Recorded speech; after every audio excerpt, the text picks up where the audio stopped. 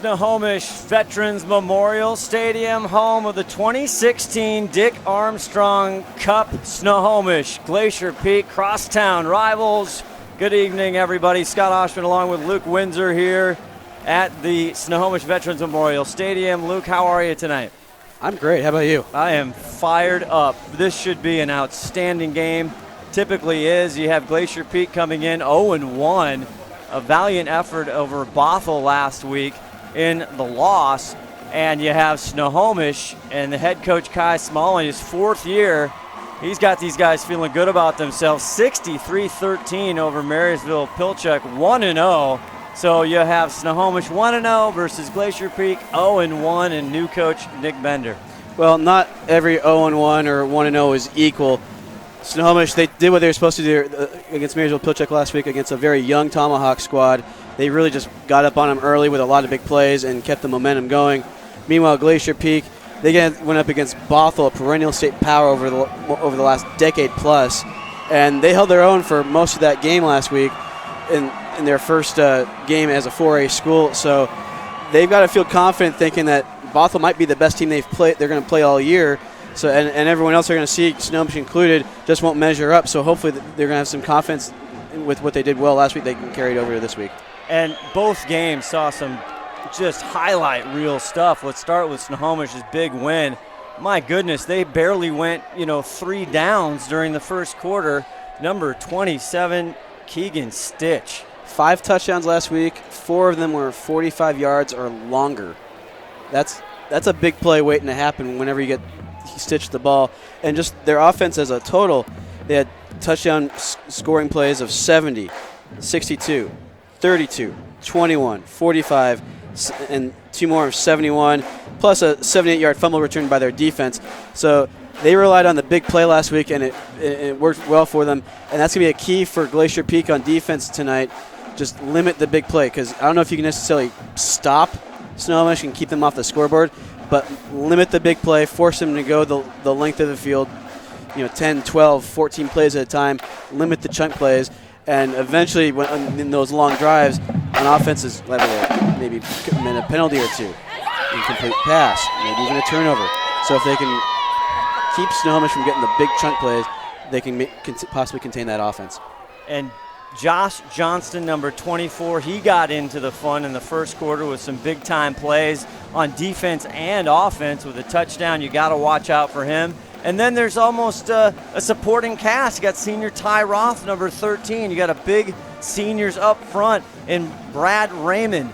Taylor DeVries, another senior. And then, of course, let's talk a little bit about senior Brendan Jodock. He had a tremendous debut last week. That's not bad for your first start as a high school quarterback, taking over from Cody McDaniel, who in his 2 years was one of the most improved players I've ever seen at the quarterback position. So tough shoes to fill for Jodock, and he did them very admirably, going 11 for 13, 223 yards and 4 touchdowns. And from what I read, the 2 incompletions were drops. Yeah. So he was on target every time he threw the ball. So that's what Snohomish Panther fans are excited about. You can see the stadium, always a packed house here, 7 o'clock. Glad you're with us here on STSPN. Now switching to Glacier Peak, the Grizzlies, under the direction of new head coach Nick Bender. And a lot of talk there. They've got some highlight reels themselves on the receiving, rushing, all-purpose. You want them on your fantasy. Colton Bunt, number 24, the senior. Yeah, he's a guy that they're going to want to get the ball to a lot in many different ways. Again, they played Bothell last week, and Bothell is a perennial state power. And they put up 29 points against them. So that's not bad. So they know they can move the ball. They have a young quarterback in Aiden Ziomas. He's a sophomore, but he started last year as a freshman. And think about this. His last 2 games as a quarterback have been against Bellevue and Bothell. He's not going to face much tougher competition throughout the rest of his career as a quarterback, let alone this season. And he's a kid that I saw play last year. He plays with a poise well beyond his years. He plays bigger than his size. So he's going to be tough to kind of get under for the Snohomish defense to get under his skin. And the Snohomish defense kind of watched probably the tape. Bothell, he did a little bit of this last year, but Aiden, we call him Baby Z, 8 carries for 62 yards. He had some just dramatic first downs there as they were trying to stay in the game. Well, again, he's a gutsy kid. He's not very big, but he plays hard. He plays bigger than his size, and he's obviously not afraid to, when he doesn't see what he likes downfield, to tuck it and run. And I'm sure there's also some design quarterback run plays in the playbook as well for him to take advantage of his mobility. And to finish out the threats on offense for GP, we just never give the defense any love, but we'll talk about that, is the receivers. So, yes, you talked about Colton Bunt, but they had some other guys, Billy Lutali out of the backfield, but Seaver Southard, the senior, 4 receptions for 67 yards, and then also Bo Burns, 5 receptions for 95 yards. So they have weapons as usual for GP. And the good thing about that is maybe they don't have necessarily that go-to guy as of yet, but it means that the defense can't focus in on one receiver. So it forces them to play honest. And for Ziomas, one of the best piece of advice you can give a young quarterback is your favorite receiver should be the open receiver. So if he's able to spread the ball out, keep the defense off balance, it's nothing but good for the Glacier Peak Grizzlies. There you see the Snohomish Panther captains coming out there. Josh Johnston, Joe Doc there as well. 75 Brad Raymond. And Jess Harris, it looked like. So the bands are getting fired up. Our Champion Security Solutions presentation of Western Conference football on STSPN pregame. You see there's the Snohomish crowd. If you haven't been to Veterans, it's just one side of the stadium. All the Panther fans over on that side getting excited. And now Glacier Peak has beaten Snohomish in this rivalry since they started. Snohomish, a lot of people saying, Luke, if Snohomish is going to get them, as you see Glacier Peak fans and the cheerleaders, this is the year they might get them. This very well could be the year that Snohomish under head coach Kai Somali, this is his 4th season.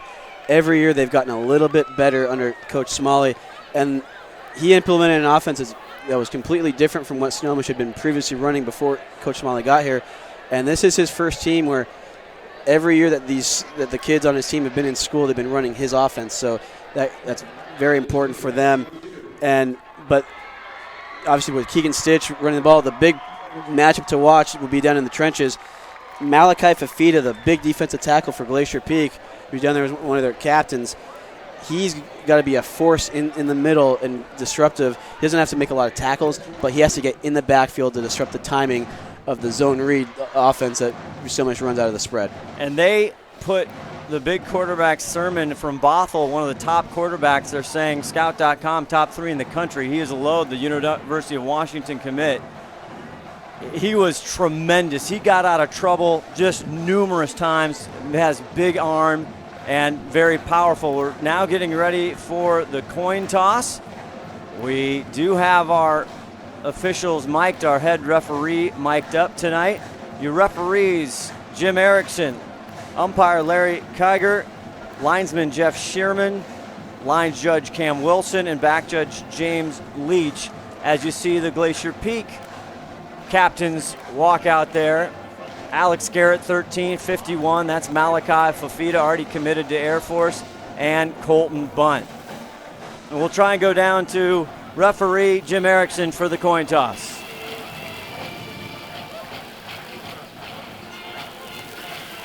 Hey, welcome to the Snohomish rivalry game, huh? Good job, you guys. I'm Jim Erickson. I'll be your referee.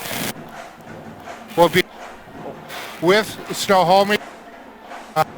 Jarman, he's over here with the chains. With Glacier Peak will be Cam Wilson. Your back judge will be James Leach. Okay, you're the captains. Let's keep sports up, huh? Penalties, I'll give you in the distance, right?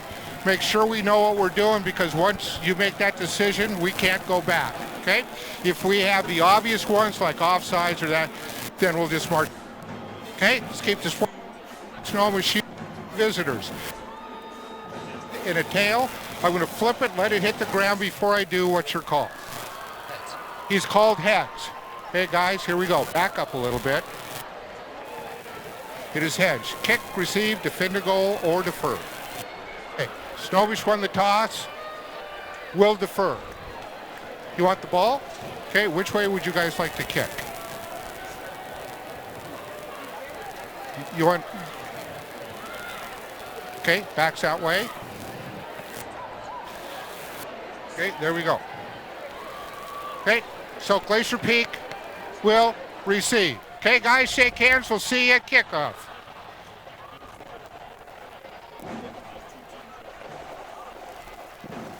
All right, we are set. You heard it there. Scott Oshman, Luke Windsor alongside, and Snohomish wins the toss. They defer, always a wise choice, we believe, right, Luke? Especially if you're a defensive-minded coach, they almost will always defer.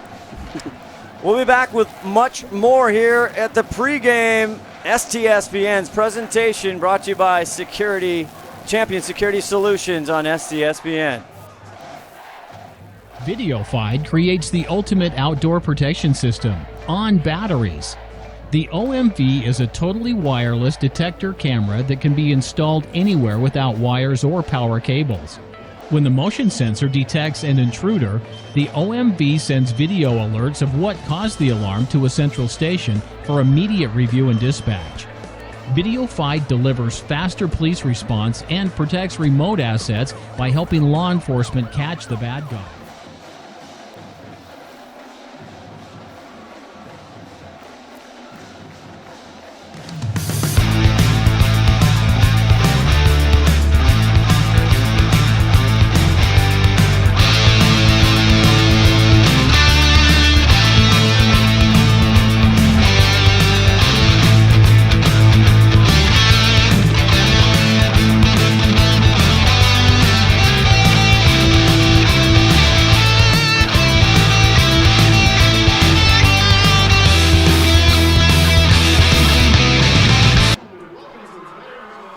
Back here live, Veterans Memorial Stadium, Glacier Peak, Snohomish. Glacier Peak now going to 4A, and Snohomish a long time, forever been 4A, now playing in the 3A in Wesco.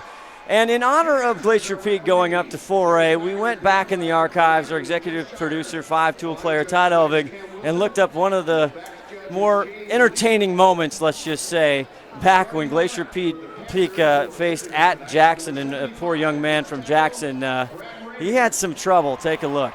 And I'll tell you what, the coach of Jackson is just, somebody's puking on the field. He's throwing up all over the place. Oh, no. They're going to have to clean that one up. And he's still throwing up. Sorry, folks, but we got to show it to you. That's just part of the game.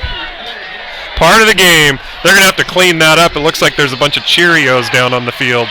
We know one of the GP players last week. It's unfortunately not that uncommon, and Tommy Cron couldn't keep the frosted flakes down. Woo! I think and before that happened, the coach we need to get A. Wesco out here to clean that up. We got a septic problem on the field. Call Jesse right now. A. Wesco septic. They're gloving up here. Oh my! Gloving up. They make sure the drainage is on here. That's an official's time. Oh, they're throwing some Gatorade on it. Look at that. Spray it. Unbelievable. And that's our A. Wesco septic. Throw up timeout. You know what they could do is just bring a couple dogs on the field. They'd have that up in like 2 seconds. Absolutely. That's a brilliant idea. I know. Hey, Todd, we need a pet sponsor, Stat.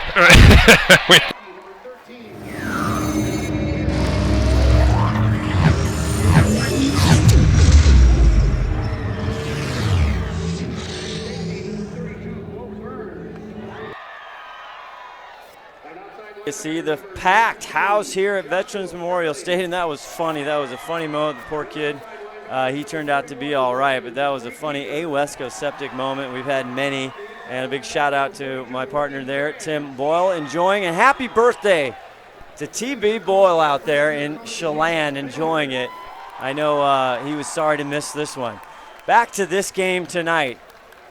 Luke Windsor, let's talk about the defenses. Well, last week's, just real quick, so, Glacier Peak, under the direction of defense coordinator Steve Hannon, they have been one of the better defenses in Wesco over the years, and he was concerned. He's got some youth on the backside of his defense, and then you're also facing one of the best quarterbacks in the state, if not the West. So GP has got their work cut out for them tonight. Talk about GP's defense. Well, I think it all starts right in the middle with Malachi Fafita, who we touched on a little bit earlier. He doesn't necessarily have to make a lot of tackles, but he has to be disruptive in the middle. And if he's disruptive, commanding double and even triple teams, it's going to free up everything else. It'll make life easier for the guys on the back end. It means the pass rush is a lot more effective. They don't have to cover for very long. And so that's really the matchup to watch tonight is the interior of the Snohomish offensive line against Malachi Fafita. If they can keep him out of the backfield, they don't necessarily have to blow him off the ball, but just keep him out of the backfield. If they can do that, then Keegan Stitch and the rest of the running backs and even the quarterback and some quarterback design runs, they can have success. If not, then it's really going to put a lot more pressure on Jodock in his second start as a quarterback to win the game with his arm. And now switching to Snohomish, the Panthers. Marysville Pilchuck, again, young team. Some could say that the Snohomish Panthers haven't faced as hard of competition as Glacier Peak coming in. Is that an advantage or not? And speaking on the defensive side. The advantage comes in, it was a good confidence builder. But obviously the disadvantage being they can't say that they've played his team as good as Glacier Peak did. And you only get better by playing better competition. So really the big thing for Snohomish tonight on both sides of the ball, not just defense, is because they haven't yet to beat Glacier Peak, don't let Glacier Peak off to a fast start. Snohomish doesn't need the lead after the first quarter, but they can't be down 2 or 3 touchdowns after one, because then you can start to have that mindset of, oh, here we go again. Because 4 out of the 5 matchups in this series, Glacier Peak has won pretty handily. So the Snohomish players, they don't have a whole lot of experience playing Glacier Peak close. Well, it was tight last year going into half, then that third quarter came about, and Glacier Peak got some big plays from some kids who have moved on and graduated. But Aiden Z almost was here, and Colton Bunt and many others were here for Glacier Peak. And the big thing, I want to congratulate again Kai Smalley. Last year, coming in his third years, they made it to the playoffs. The quad districts, they got hammered down south by a very good Graham Kapowson team, I believe. Yeah. And so that's another thing of building confidence. The other thing we talk about, as we've seen since Kai's come in, and is the depth, Luke. That's always been a challenge in this game, but they're gaining more and more depth. Well, so often turnout can just be based on success. And if if a program is down, not as many kids are going to want to turn out because they don't necessarily want to be a part of they don't want to have a bad experience. So the more success you have, the more kids get excited and want to turn out and be a part of the team. All kinds of pregame festivities. Our kickoff is going to be at 7 p.m.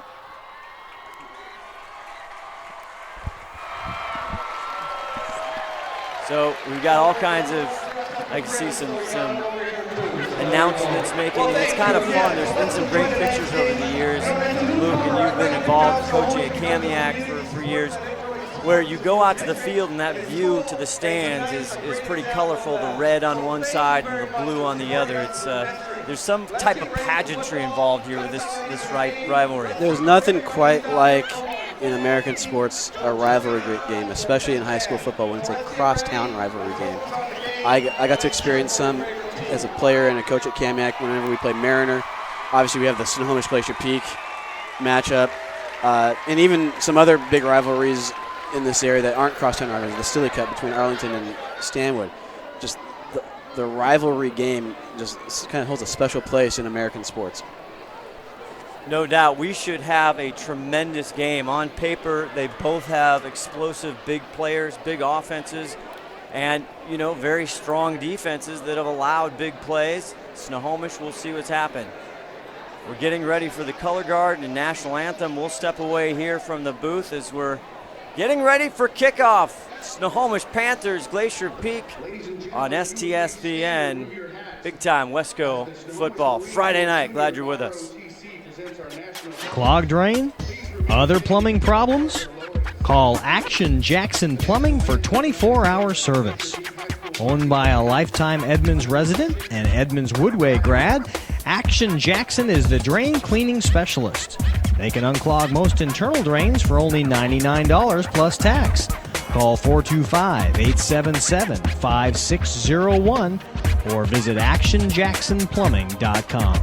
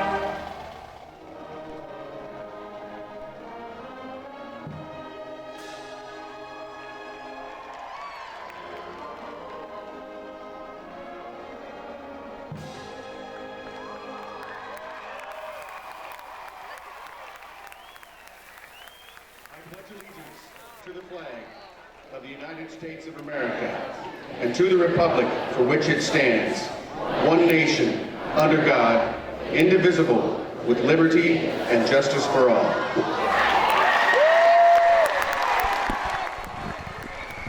Tell you what, Luke Windsor, it is football season. Kicked off the NFL. We kicked off college. Now we got some great high school last week. Just one of the great times. If you're a sports fan, you just love this time of year. Yeah, and is there anywhere you'd rather be on a Friday night than at a high school football game? Honestly, I can't really think of anybody. Is my wife listening? No, absolutely I have no not. idea. No, there's no way. No, and she knows I love it. She just I have no idea what the listening habits are of your wife. So I stumped you. Stump Luke. That was a new game we just made up. Just a few minutes. This should be a heck of a game. I'm not sure what's going to happen. You got two big, powerful offenses. If you only sample size we have is last week, Snohomish, I mean, they should be fresh. Most of the starters only played the first half almost, a little bit of the third maybe. And then Glacier Peak, they went up against a tough Bothell team, losing that. They're not too banged up. They already came in right before the season. They got some big losses. Ethan Smith, number 20, should have been a big time contributor. He's out for about 3-4 weeks. We'll see right now. They've got some other, Nate Schaub is out. So they've already started the season. They're playing some kids that don't have a lot of experience. They have one kid, Kadoma, who this is his first time playing varsity football ever, who had to play last week. So it'll be interesting to see how this goes. And the good thing about that is when you get those kids who are hurt come back, you have better depth. And how much this will play a factor, I don't know, but Glacier Peak, I believe they played against Bothell on a Thursday, so that's one extra day of rest. Great point. Great point. Well, we are all ready to go here. Snohomish winning the coin toss, deferring it, so Glacier Peak will start on the offensive side as still many folks coming in. I'm not sure where they're going to sit. They might have to go up to the hill, to the grassy knoll over there, grassy area. I've been to a game. I played in a game where there was an announcement midway through the second quarter where they had to start turning people away, otherwise it would have been a fire hazard. And yes, it involved playing against the Snohomish Panthers. So that kind of tells you that the passion that this town has for their high school teams. This is the 9th year for Glacier Peak opened up, and it's got a brand new coach, Nick Bender. He's been around. He's been part of the offense for the previous 8 years under Rory Rosenbaugh, who, by the way, got his first win at Union down south in a very tough St. Helens league. But Nick Bender, that was a lot of talk. He's gotten the first one out of the way. The kids know him. They love him. And we'll see how Nick Bender handles this rivalry. The advantage that he had, even though he's a first-year head coach, he's been in the program. So it's not as if he's trying to learn all the kids' names especially during spring practice. And he's not reinventing the wheel. They're running the same offense and defense that they've been running since Coach Rosenbaugh was there. So as far as transitions go, it's about as seamless as one can be when there's a coaching change. Glacier Peak, now they change every year since they share this stadium. Glacier Peak, the away team last year, so they are the home team here on the near side. Snohomish on the far side. Again, if you're not familiar, we are on the campus of Snohomish High School, so that's just got to be an odd feeling right there. Yeah, it's odd, but they still at least get to use their own locker room. They probably have the same routines for walkthrough and game day as they do for other home games. So really the biggest change for them is just what sideline they're on. Snohomish in their traditional red, white helmets. Glacier Peak in the all blue with the silver helmets. Felipe Serna, the kicker for the Panthers. And back to receive is Logan Weaver. Nicknamed D. Snyder for the long locks. He's just the deep man. As we're getting ready for Friday night football. Glad you're with us. Scott Oshman, Luke Windsor. Got replay Rob on stats. Ron on the wedge, Henthorn helping out, and the 5-tool player spinning the dials.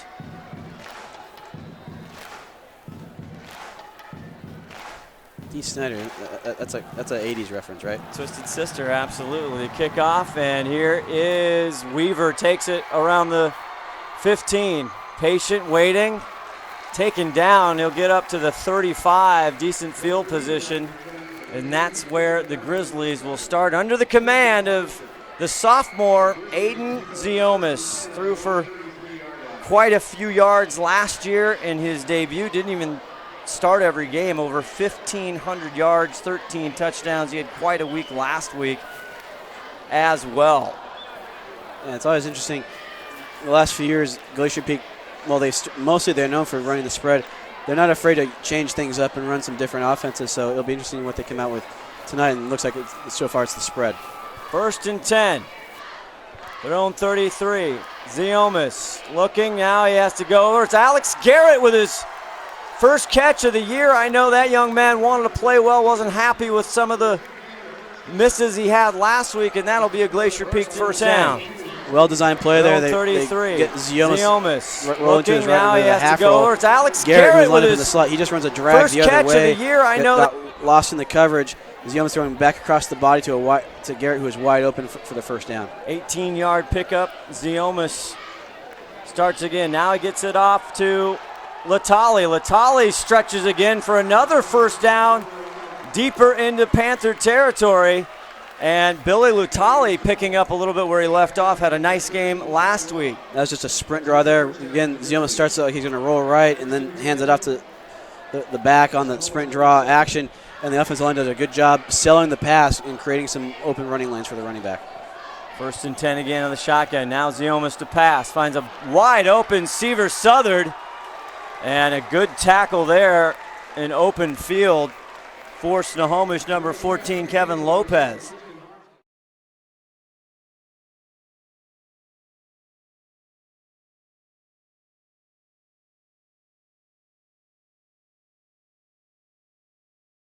Plays 3 first downs in this opening drive, just starting. Glacier Peak rolling so far in their first series. Now Aiden hands it off. This time it's Kamahara for a couple. And Devin Kamahara had some nice gains last week, 5 carries for 20 yards against Bothell. Well, obviously the Snohomish defense improved because they didn't give up a first down on that play. Much better job of their interior defensive line holding their ground and allowing the linebacker to make a play. Kamahara in the backfield with Ziomas here. 2nd down and 6 at the Snohomish 19-yard line. Kamahara dives through the middle again. This big defensive line for Snohomish, not a lot of seniors and a lot of size. Yeah, and on that play, they got the Glacier Peak O-line really did a nice job getting a good push up the middle. And even though Glacier Peak didn't get the first down, it's 3rd and short, so it really opens up a lot of the plays in the playbook, and they're probably also in 4-down territory as well. Have the 12 is the first down marker. Ziomas out of the backfield, wants to go Latali, now going deep for the end zone, up, and it's Bo Burns, caught! Glacier Peak Grizzly touchdown here with 9:46 left in the first, and Bo Burns had some big catches last week as well. Nice catch by Burns, good throw by Ziomas, but the Snohomish defensive back, I couldn't get his number at the time, I think it was Kevin Lopez, he was in position, but he never turned around to look at the ball. If he turns around to look for the ball, he could have made a play, either knock it down or maybe even get a pick. Bo Burns, 5 catches, 95 yards last week in the loss, 44-29 to Bothell, but he did have a rushing touchdown for Bo Burns. And here's kicker Kevin Ramsey on for the extra point. It is up, and it is good. With 9:46 left in the first quarter. Glacier Peak 7, Panthers coming up.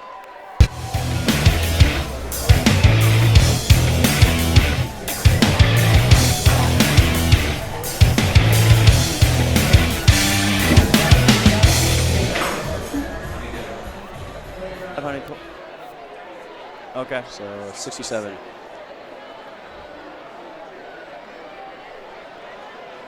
opening drive. Scott Oshman, Luke Windsor here. Boy, I tell you what, 67 yards. Zioma's 3 for 3, 45 yards in the air. Touchdown, Bo Burns. Barely had to get out of first down mode. You can't really ask for a better start if you're an offensive play caller. You drive down the field and very few plays, score a touchdown. And now it's now on Snohomish to find a way to answer back, because again, the psychological edge that Glacier Peak has, and having never lost to Snohomish, they're right now on the verge of getting a really good fast start, and Snohomish does not want to let Glacier Peak get away from them. Back to receive. I tell you what, these kids they could run this town right now. Josh Johnson on the right, on the far side, 24, and Keegan Stitch, the 3-year starter, but they wisely kick it up front. Ty Roth gets it, and Glacier Peak will take him down, and that's where they'll start from their own 30-yard line. Wise not to kick to Johnston and Stitch? Yes, because if you see two big play threats back there to receive a kick, you do not kick to them. That's one thing I learned as a special teams coordinator in my last couple years at Kamiak. We will never kick to a game-breaking player, ever. Well, they should have some confidence coming in for the Panthers on offense. Senior quarterback Cole Bride hands it off to Stitch. Here comes Stitch, opening the game just like last week with a big run out of bounds, finally at the Glacier Peak 35-yard line. And the key block there was Will Sanders, the center. He didn't blow Fafita off the ball, but he got Fafita moved to one side, which created a cutback lane for Stitch, and Stitch was able to see it and burst through for a big play. 27-yard pickup for Keegan Stitch, and he's just a junior. The first carry last week against Marysville Pilchuck was a touchdown. Here's his second. This time the right side, maybe give him a yard. This time Fafita there along with Bunt to slow him down. And just when I compliment Will Sanders, the very next play, Fafita knocks him into the backfield, forces Stitch to bounce it out wide, and the defense was able to recover and get to them for a minimal gain. Front line for Glacier Peak, Jake Elvig, 59, Malachi, 51, and DJ Keenan, 75. Here's Jodek. He gets it over to Johnston. He'll reach near a first down. He's driven out of bounds there on the far side around the 33-yard line. We'll see where they spot it. Looks like the 35. So they're about 2 yards short. Just a simple wide receiver screen to Johnston. Again, sometimes just playing quarterback in the spread offense is just getting the ball out to your playmakers, let them make plays. Johnston lined up with Sean Bach. Tough matchup. They hand it off to Stitch. Stitch! And he is brought down by Glacier Peak. What a play there by big number 57 for Glacier Peak. I think that's Spencer Painter. Yeah, Painter, who had a nice game last week, getting a first real time here in varsity. And we'll see Kai Smalley going for it here, 4th and 3. And this is very aggressive play calling early for Smalley. He knows he's got to keep up with the Glacier Peak offense. Stitch at his left, Brendan Jodak, the senior. Glacier Peak showing blitz. Stitch gets it, now makes a move, tries to cut up, and I'm not Didn't sure get it. He did not get it. And big Jake Elvig there, part of the Glacier Peak defense to bring him down. Yeah, it's credit Elvig and Fafita again. They held their ground. They didn't budge, and they were able to force Stitch down to the ground 2 yards short of the sticks and force a turnover on downs. Elvig, that name doesn't sound familiar, does it? No, it doesn't. So the first 4th and 3 of the 2016. They might have had one in the second half last week. I'm not sure. I wouldn't think so. But first one doesn't go well, and that'll turn it over on downs. And Glacier Peak will have another try. 8:03 left in the first quarter. This time they hand it off and tripped up. Great play there by the Snohomish Panther, Billy Lutali. Caught up by 54. Will Sanders. And Mr. Sanders got in the backfield in a hurry. Great play. Great play from Sanders, defensive end spot. He defeats the blocker in front of him, got in the backfield and really get to Lutali before he could get started upfield. Loss of 1. You're just joining us, Glacier Peak had the first drive, a 67-yard drive. touchdown pass to Bo Burns. Here's Aiden Ziomas, the sophomore back. Going over the middle, looking for Seaver Southard off his hands. Well covered there. If he caught it by Ty Roth, had something ready for him. Well, Southard and all the coaches will say Southard should have caught that. But in his defense, the ball was not quite on target, and he may have heard footsteps. That's a play where Ziomas, as he gets older as a quarterback, may want to throw that lower and more into the body and maybe slightly behind him to protect his receiver so he's not throwing him into harm's way. Glacier Peak 3rd and 11 here at the Snohomish 34-yard line. Baby Z back. Now he goes, and he goes to Seaver one more time. Same play, picked up at the 35. A big first down conversion there. You're right, Scott. They ran the same exact plays as the play before because they obviously saw something in the Snohomish coverage that they could get that, and it's just a matter of Ziomas being on target this time for the big play. 29-yard pickup there at 3rd and 11. Ziomas to Seaver Southard.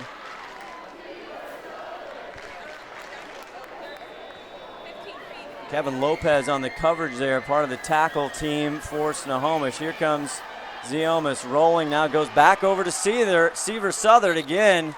Lopez there, open field tackle, but that's either on or near another first down, Luke. Well, they're taking advantage of the fact that the Snohomish corners are playing way off, and when DBs are playing that far off, you tell your quarterback, go ahead and take those short completions all day and force them to play up. Say short 1 yard, 2nd and 1 at the Panther 25-yard line. 7-0, 6:37 left in the first quarter here. The Dick Armstrong Cup, the 2016 version. Ziomas back to pass one more time. Now he's going to tuck it and go. At 62, here he runs. He gets a first down, run out of bounds there by number 12. Good decision for Snohomish, Jess Harris. Good decision by Ziomas. He saw nothing that he liked downfield. The protection was good enough to create a running lane for him up the middle. He took it, then he wisely got out of bounds before taking any hits. 16-yard line, 1st and 10. Both teams run a spread, no huddle offense. Ziomas already with a touchdown pass. Now he gets it to Latali. Latali right side. Will get up to the 10. Nice little play there by Glacier Peak. It's sort of a sprint draw power play where it's the draw, you get draw action, but you also pull a guard around as a lead blocker, able to get a nice gain on first down, about 5 yards. Offensive line getting a great test last week. Austin Scriver, Jordan Downey, Josh Kearing, Anchor Graves up front for GP. 2nd and 4, now from the 11. Ziomas across the middle, caught, touchdown. Alex Garrett, the senior captain, touchdown Grizzlies. Well thrown ball by Ziomas, put it low and away where only his receiver could get it. He actually had a receiver wide open in the flat who I thought would have been the easier throw. He would have walked in to the end zone, but hey, you'll take the result on this one. Touchdown Grizzlies. They have driven down twice now. They were at 3rd and 11, had a big 29-yard pickup, Seaver Southard. And here's Kevin Ramsey on for the extra try. Hold is good, the kick is up, and it is through. And with 5:44 left to go in the first quarter, this crosstown rivalry, the Dick Armstrong Cup, so far Glacier Peak in control, 14-0. Don't go anywhere. We'll be back with more Wesco football on STSPN. VideoFide creates the ultimate outdoor protection system on batteries. The OMV is a totally wireless detector camera that can be installed anywhere without wires or power cables. When the motion sensor detects an intruder, the OMV sends video alerts of what caused the alarm to a central station for immediate review and dispatch. VideoFide delivers faster police response and protects remote assets by helping law enforcement catch the bad guy.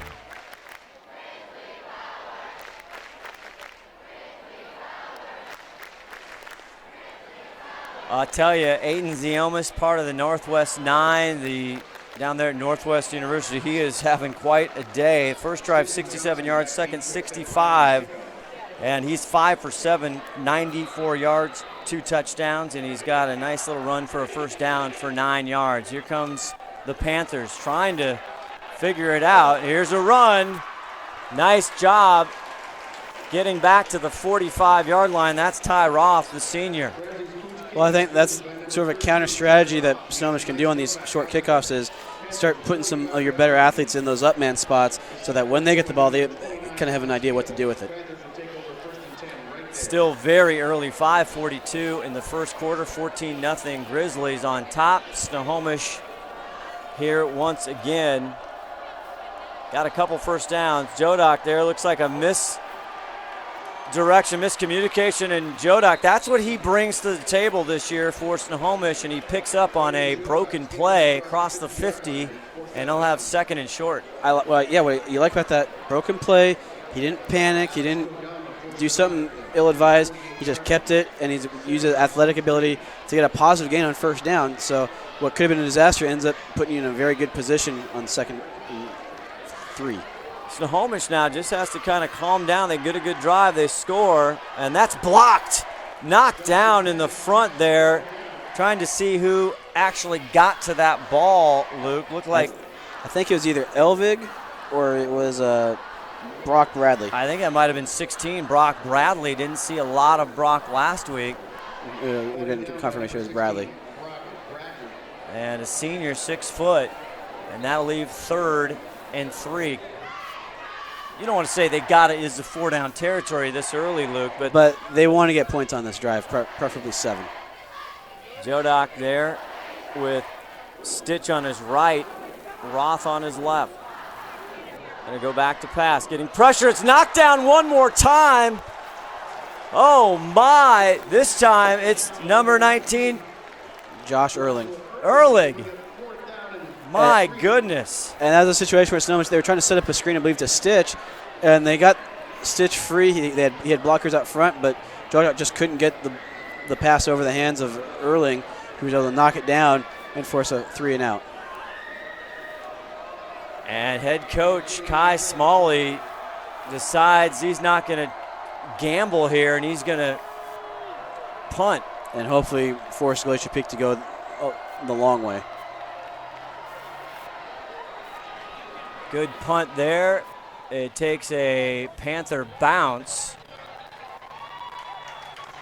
And Tyler DeVries, again, the senior, we'll hear more from him playing defense, offense, 5'11", 150. He's a big part of what Snohomish does. And this is kind of the challenge now for the Panther defense to get a stop. Can they stop this Glacier Peak offense? They haven't been able to so far. You don't want to say that a series in the first quarter is a must-stop, but it's about as close as you can get because they do not want to let this game get away from them so early and start to hang their heads thinking, here we go again, Glacier Peak's blowing us out again. All kinds of high school football in the Western Conference tonight. I'm interested in that Monroe-Mount Si game. That's a good matchup. Also some other ones. If we get some scores at halftime, we will make sure we pass those along. So 1st and 10 from their own 11. Ziomis. And that was knocked down at the line of scrimmage by the big Panther paws. Unfortunately, I had a pole in my way, so I couldn't see who. But what you can see what Ziomis is looking at, the fact that the Snohomish corner was about 10, 12 yards off the receiver. So, again, let your receivers run 5, 7 yards, turn around, and just hit them with the pass, and it's going to be a first down almost every time. 2nd and 10. Aiden Ziomis. Back to pass. Going over the middle, and it's caught at the 31-yard line. Another Glacier Peak first down and another reception for Bo Burns. Nice route there by Burns running a post route. He didn't necessarily blow past his man, but he did a good job of getting his body between the ball and the defender, be able to shield him and catch the pass. 20-yard pickup for the GP first down. 5:05 left to go in the first quarter. GP up 2 touchdowns on the Panthers. Panthers haven't got anything going on the offense. Ziomis, Seaver Southern just waits for it. And again, a nice open field tackle for the Panthers. Number 4, Hayden DeYoung. But they are giving them all kinds of space, Luke. We've talked about it over and over. They're afraid. They're so fearful of getting beat deep that instead of getting beat with the long pass, they're going to go by death by 1,000 paper cuts. Yeah. And again, you see the corners now. They're about 7-8 yards off. 1st and 10. Their own 41-yard line. Snohomish hasn't had too much of a rush to deal with. This time steps in, going deep, trying to get to Garrett, just overthrows. Looked like Garrett almost slowed down a little bit. Otherwise, he might have been able to get underneath that and still be running because he had the safety beat. Tyler Messina, the sophomore, number 22 for Snohomish, covering Garrett. And he's probably getting an earful from his DB coach right now saying, don't let that guy get behind you. Brings up 2nd and 10 from their 41, 4:38 here, live from Veterans Memorial Stadium, the Dick Armstrong Cup. What a gorgeous Friday night. Snohomish now hands it off to Latali. Latali dives close to the 45. It'll leave him 3rd and long. 3rd and about 6. So now that they got Glacier Peak in a 3rd and long, this is really where the Snohomish defense has to bear down. And what's been open for Glacier Peak whenever they want it is those short 5-6 yard hitch routes. And if the corners are going to stay way off like they've been, then it's really important for the outside linebackers or whoever has the flat responsibility and coverage to locate the receiver and get between the receiver and the quarterback to disrupt that throw. Last series they had him 3rd and 11, and they connected for a long pass play. We'll see if Snohomish can get a stop here. They get it off to Kamahara. Kamahara up the middle, grabbing jerseys, fighting his way, and that's a good job of team defense for the Panthers, Luke. They got him stopped by about a yard short. I was a little worried that there was some sloppy tackling initially. They could have had him for a much shorter gain, but they really keep him from moving the sticks. But it looks like Glacier Peak will be going for it on 4th down. Carter Cole, 73. Brad Raymond, we told you about that, the returning starter, the senior. And Will Sanders up there as 4th and 1. Snohomish from the shotgun, and he gets, see what happens, who they're going to call it. That was Raymond, or Will Sanders jumped there from Snohomish. He was playing the nose guard position, and you tell defensive linemen, especially in these situations, watch the ball. He's right over the ball, so there's no excuse for that. He should not be jumping off sides. You'll hear from our referee, Jim Erickson, here as they confer, and we'll hear it right now. We got a on the that's yards from the spot. Still. Okay. And the audio there was a little choppy. The connection. We'll talk to Jim about that. It's halftime, but we know what he said. I didn't see, false start. I didn't see what happened. Maybe when Lyman jerked up a little bit, it was too far. We weren't able to see it, but that's a big break for Snohomish because it sure looked like they were going to be giving Glacier Peak a free 5 yards and a 1st down. So 4th and 6 now. We'll see. Looks like no hesitation now. Snohomish has been known to just step back and punt it. But a favorable kind of no man's land, that part of the field. When Coach Bennett maybe 40s. Yep, he's going to punt it. Thought that might have been tipped. Nobody back there for Snohomish. It takes a GP roll down inside the 5, and there's Seaver Southard there, and he'll knock it down right at the 4-yard line. With that decision, you can't really ask for a better result. Pinning Snohomish back deep inside their 5.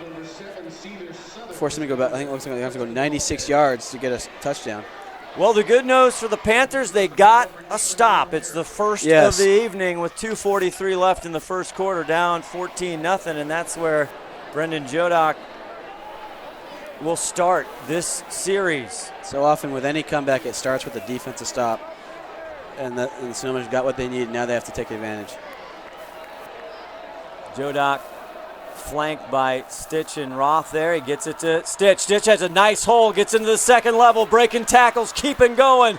The junior, a huge pickup on 1st and 10 from the 4-yard line, Keegan Stitch. Don't want your quarterback standing in the end zone taking the snap, hand it to Keegan Stitch. 21-yard pickup, and that gives you a lot of breathing room. And there were a couple times I thought Stitch was going to maybe try to put a juke on the defender, but no, he lowered his shoulder on a couple of guys and just tried to run them over. Big hole up front by Sanders and Carter, Cole, and Lawrence.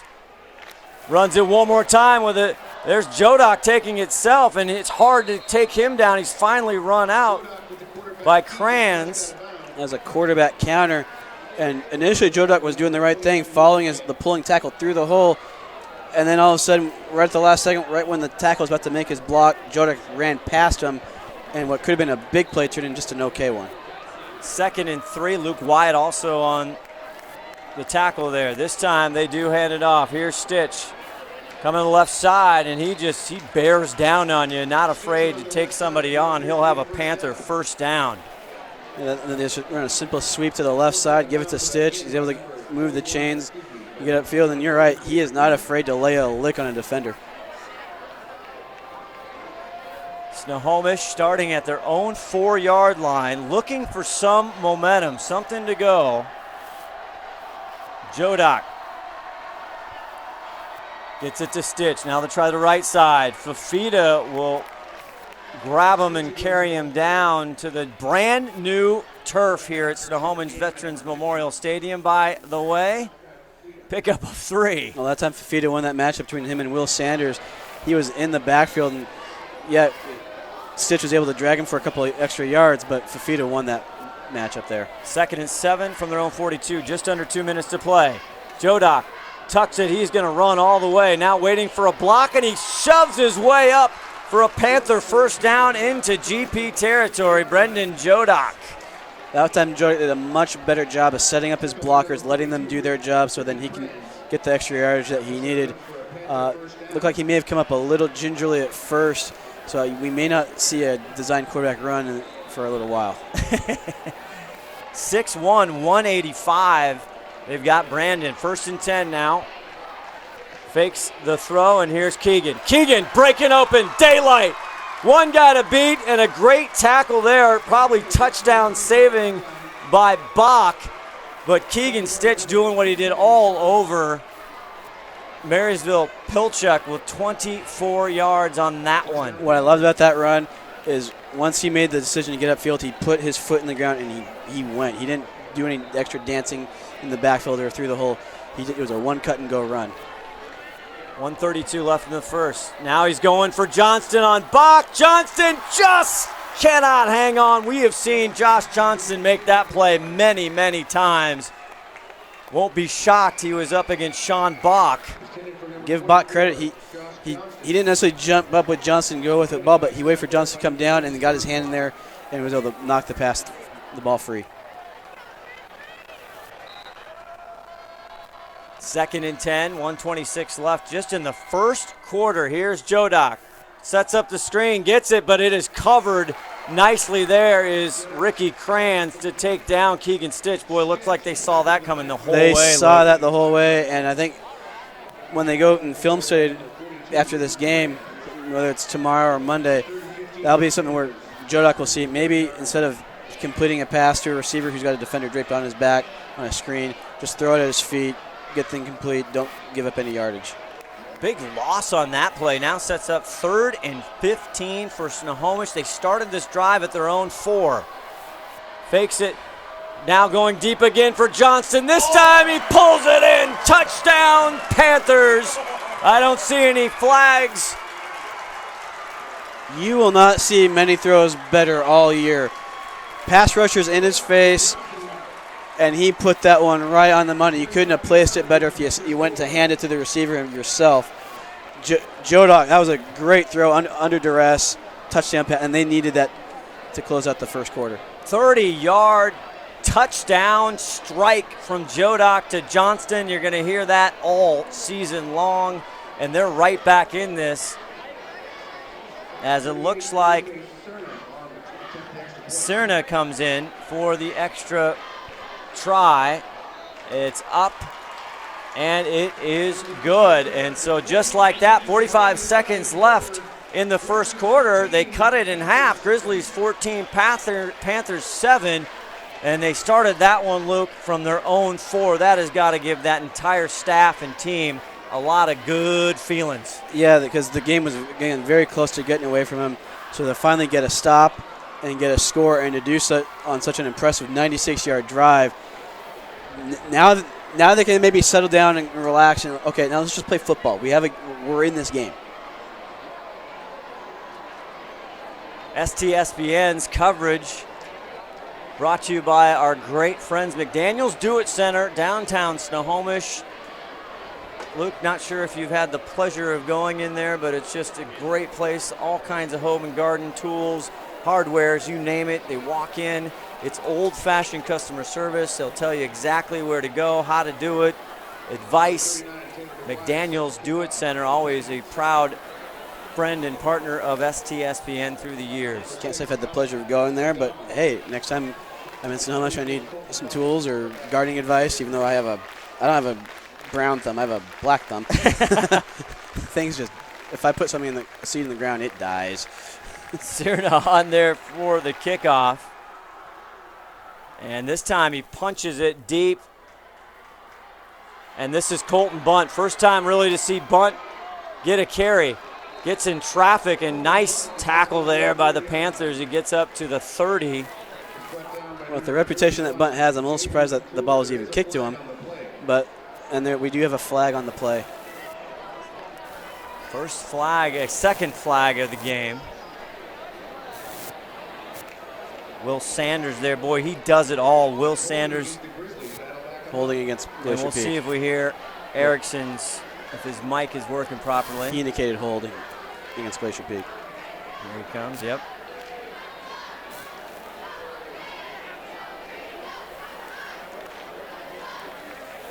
Not sure if we picked him up or not, but it is against the Glacier Peak Grizzlies. Here we go. We got during the return, number 42, that's 10 yards from the spot of the foul. First down, Glacier Peak. So he calls out 42 Ricky Kranz. I didn't know they did that in high school.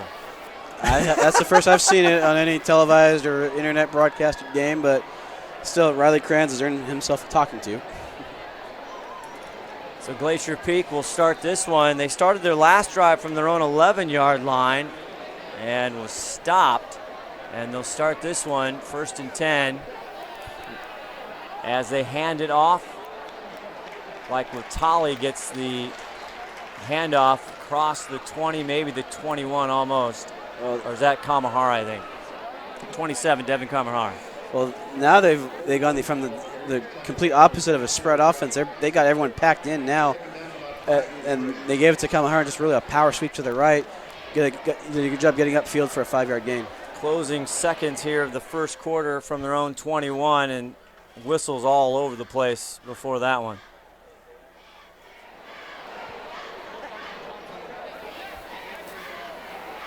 Great match. Got a false start on the offense. Spot still now. False start there. As our audio breaking up a little bit for referee Erickson. But GP, all kinds of mistakes here now as we end the first quarter. Momentum's starting to get a little bit away from them, so I think this quarter break will be good for GP. They can kind of get back together, talk, sort some things out as they go into the second quarter. 14-7, we head to the second quarter. Friday Night Football on STSPN. I'm the chairman for the Texas Police Chiefs Association Alarm Committee. We talk about what this definition is and what it means to them and their response for alarms. You know, number one, it lets them truly prioritize the alarms. The alarms that don't come to them fitting that definition as verified alarm, it will allow them to set those alarms to a priority that they probably give alarms already down there on the bottom of the call stack. But the calls that truly do merit a higher response, those get pushed to the top, those get the response they need to actually make arrests.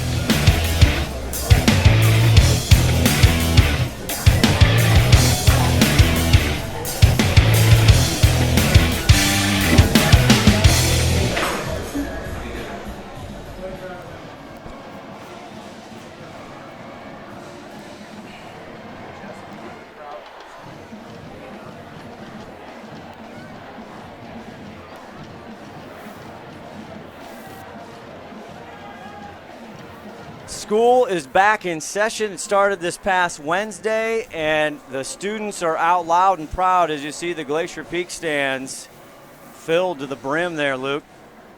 Yeah, well, both student sections look pretty full, and you got people on the grass behind the east end zone here, so big crowd tonight. 2nd and 10, Aiden Ziomas, a little bit different. They pitch it now, and that's bunt on the sweep to the right. Breaking a couple tackles, he gets a first down until he's gang tackled by a ton of red jerseys there. So a nice play there by Bye-Bye Bunt, loses his helmet's got to come off. Yeah, Glacier Peak, they started the game running the spread. Now it looks like they're almost running the old single wing offense. Just got everyone bunched in, and so far every play they've ran out of this, so they've been sweeps to the outside, so they're trying to get Snohomish defense kind of compact in the middle, then try to run around in the end. Something we started to see last year when they played Bellevue. They actually, I think Coach Rowe at least called it their Panther package. As 1st and 10, now gets it to Latali. Billy, right side, gets a hole. 8-yard pickup. Nice run there on the right side by Billy Latali. Running the Panther package against the Panthers. Yeah, okay. That's. I don't know if that's what they call it now. Well, Coach Rosenbaugh was a graduate of Snohomish High School, so an homage to his past. Ray DeStefano on the tackle there, number 44 for the Panthers. 2nd and 2. Billy Latali, same play, this time for a first down and a little bit more. DeStefano still with the tackle again. Again, they're just running sweeps to the outside out of this offense, but right now it's just because it's such a completely different offense than the spread. It really, you have to, mentally for the Snohomish defense, they have to really have different keys that they're reading where to make the plays. 11:06 to go in the first half. Billy Latali, right side, same play it looks like. This time he'll get up to almost the 50, and it looks like there's a little extracurricular there. It's a rivalry game. These kids probably grew up playing youth sports together all throughout, so it gets a little extra personal. DeStefano, a senior, there on the tackle one more time. It's 3 in a row for Ray. But they're all about 6-7 yards down the line of scrimmage, so you want him to maybe play a little tighter. 2nd and 4. Now this time they get it to Luke Wyatt, number 29 on left side, but there is a great tackle for the Panthers, and that's Zach Boswell, the junior. But he wasn't able to get there in time to prevent a first down, so nice. Maybe the best that the Snohomish defended this Panther package that Glacier Peak is running at him, but still results in a Glacier Peak first down. Senior Luke Wyatt. See him on offense and defense throughout the year. 10:05 left in the first half. 14-7 Grizzlies. They came out 2 drives and punched it in on pass plays. Here's Aiden Ziomas, the sophomore quarterback. Fakes it to Latali. Finds a wide open Grizzly, and it's Luke Wyatt one more time. Makes one guy miss, and a shoestring tackle there. Great job by Boswell to cling on there to the ankles. 28-yard pickup, though, for the Grizzlies. There was a defender running with them for a while. Then he stopped, thinking that he had someone else to pass him off to in the zone coverage, but there was no one outside, and that allowed the receiver to get wide open for the big play. Now on the Snohomish 18-yard line. Big first down there. Billy Latali, right side. Finds a little room on the right side and falls forward. Another great first down pickup. They're getting a lot done on the right side for Glacier Peak. And what I've noticed is every running play, they're pulling players, usually guards, maybe tackles as well. And so it's really important for the Snohomish linebackers to recognize that. And you teach them in linebackers, whenever you see it pulling guards, just follow the pull, and you usually have an aiming point maybe off the rear end of your defensive end. And right now the Snohomish linebackers are not doing a good job of that. And Bunt hands it off to Wyatt, and a little tiny kind of reverse. And Luke Wyatt stretches out, and that's another Glacier Peak first down right on the doorstep here with 9:02 left in the second. And yeah, again, you had pulling linemen. They'll take you to the play, but the Snohomish defense, they were looking more in the backfield to the fake instead of the pulling guards will almost never lie to you. Girls will lie to you. Pulling guards won't. There's a timeout on the field. 14-7. It's a Snohomish timeout here with 9:02 left to go in the first half. We'll take a Fred's Rivertown Ale House timeout.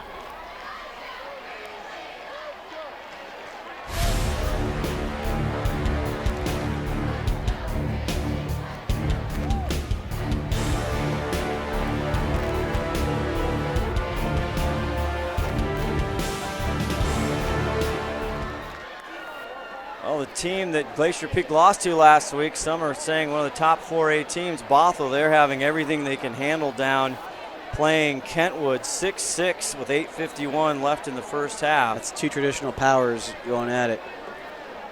First and goal from the 4.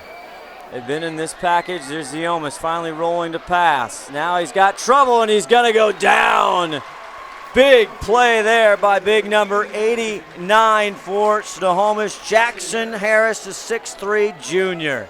Great effort by Harris fighting through multiple blockers to get to Ziomas. And that's only the second negative play that the Snohomish defense has been able to get tonight, so which tells you the success that Glacier Peak has had offensively. And now it looks like Glacier Peak is going out of their Panther package against the Panthers back to the spread. It's a second and goal now from the 7. Billy Latali to the right of Aiden Ziomas. Going deep, Seaver Southard. Touchdown, Grizzlies. Seaver Southard, we saw him do that. Ty Roth, pretty darn good coverage. Seaver just went to the top and grabbed it. Seaver really just out-fought for the football there. They both went up. The ball was not, it wasn't a perfect throw by Ziomas, but it was pretty good. And Southern, he just went up and out-competed for that football.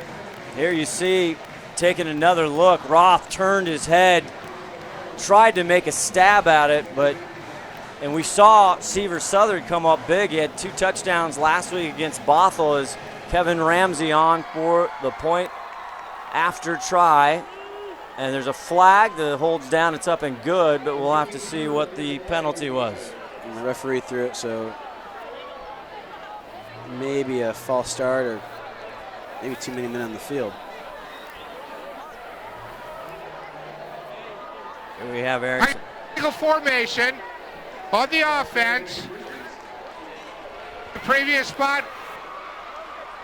Can you translate that, Luke? Illegal formation. They probably did not have 7 men on the line of scrimmage. So but back to the touchdown pass. What I remember defensive backs and even linebackers being taught is if you have your back to the quarterback and you see the man you're covering, if you see his eyes get big or you see him start to put his hands up to go for the ball, turn around. Look for the ball yourself. And on a couple of occasions, Snohomish defensive backs have not done that, and it's cost them. So now makes it a little more interesting. Kevin Ramsey doing a great job last year and this year. But this is a, bobbled snap. Ramsey has to pick it up. And he gets tripped up in the backfield by Boswell.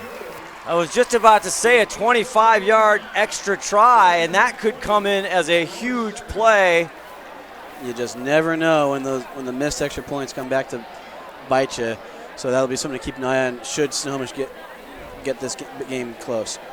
An 86-yard drive for Glacier Peak, mostly on the ground until they went up high. The old fade route to the corner, and senior Seaver Southard went up and caught it for the 3rd passing touchdown. It's 20-7 with 8:12 left to go in the half. Do you think that kind of, pops the air out of the bubble of Snohomish? They had some momentum going. Ask me if Snohomish is unable to score on this next possession. But really what I was impressed with that drive is, for the most part, it was just them running the ball, and they really set a physical tone just really just pushing around the Snohomish defense. Kevin Ramsey on to kick off. 8:12 left to go as the sun is sinking slowly in the west here. And it looks like Johnston and maybe Stitch are both up backs now. Yeah, Boswell back is the deep. Great point. And we'll see if Ramsey, he punches it now. Boswell and Roth. Roth will take it from around his 2. Ty up the middle. He'll get close to the 25, maybe the 24, and that's where they'll start with plenty of time. So the chess match on the kickoffs continues. Snohomish puts their 2 best return guys up a spot as up backs. Glacier Peak sees it, so that now they finally kick it deep.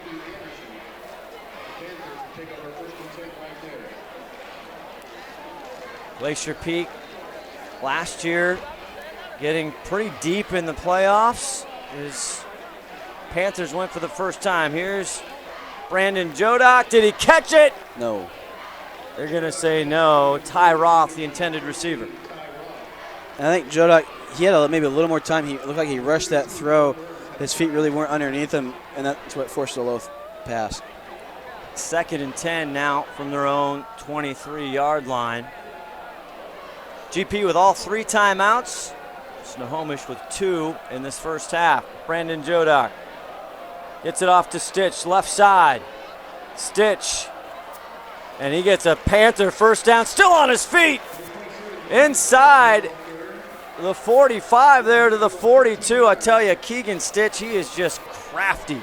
And the thing I've loved about him ever since he was a freshman, he runs with great effort. Quite often, the first hit isn't the one that's going to bring him down. And what's key to that is he doesn't stop his feet when he gets hit. He keeps them moving and he keeps driving for those extra yards. 18-yard pickup for Keegan Stitch. Big first down here, 7:46 in the first half. See if he can get on a roll. He gets the ball again, still going. Finally runs out of real estate on the far side, but he'll pick up 5 or 6. Another example of that. He got hit for what should have been about a 2-yard gain, but he kept the feet moving, and he made it, and he forced more and more defenders to have to bring him down.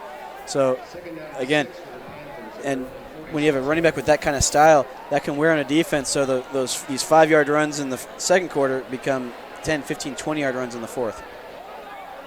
Stitch, and that nothing doing there. Brought some pressure there. Malachi Fafita and also Logan Weaver. And Logan Weaver looks, that was Jake Elvig. I knew I was going to do that. 59, but Logan Weaver hobbled, and Brock Bradley will come in, and now here comes Malachi Fafita. There was a name in there that we better get right every time. Yes. 3rd and 9. This is a big one. 7:09 left. Jodock back to pass, slings it. It's caught for a Panther first down on the far sideline. And trying to get who caught that football. It looks like number 30, Cole Bride. That's a name we haven't called yet. The senior. He had some catches last week. None bigger than that, though, Luke. And a great route by him. So often in 3rd and long, you see receivers run their routes short of the sticks. Bride did not do that time. That's what allowed them to get the first down. Stitch still going, gets another Panther first down. You cannot arm tackle Keegan Stitch and hope to bring him down. He will run through those all night long. It wasn't a great hole created by the offensive line, but it's enough to get him started, and then he did the rest. And Bo Burns had to come up from his safety and cornerback position, and he looks like his arm's shaking his arm a little bit. 1st and 10, 6:50 left to go in the first half.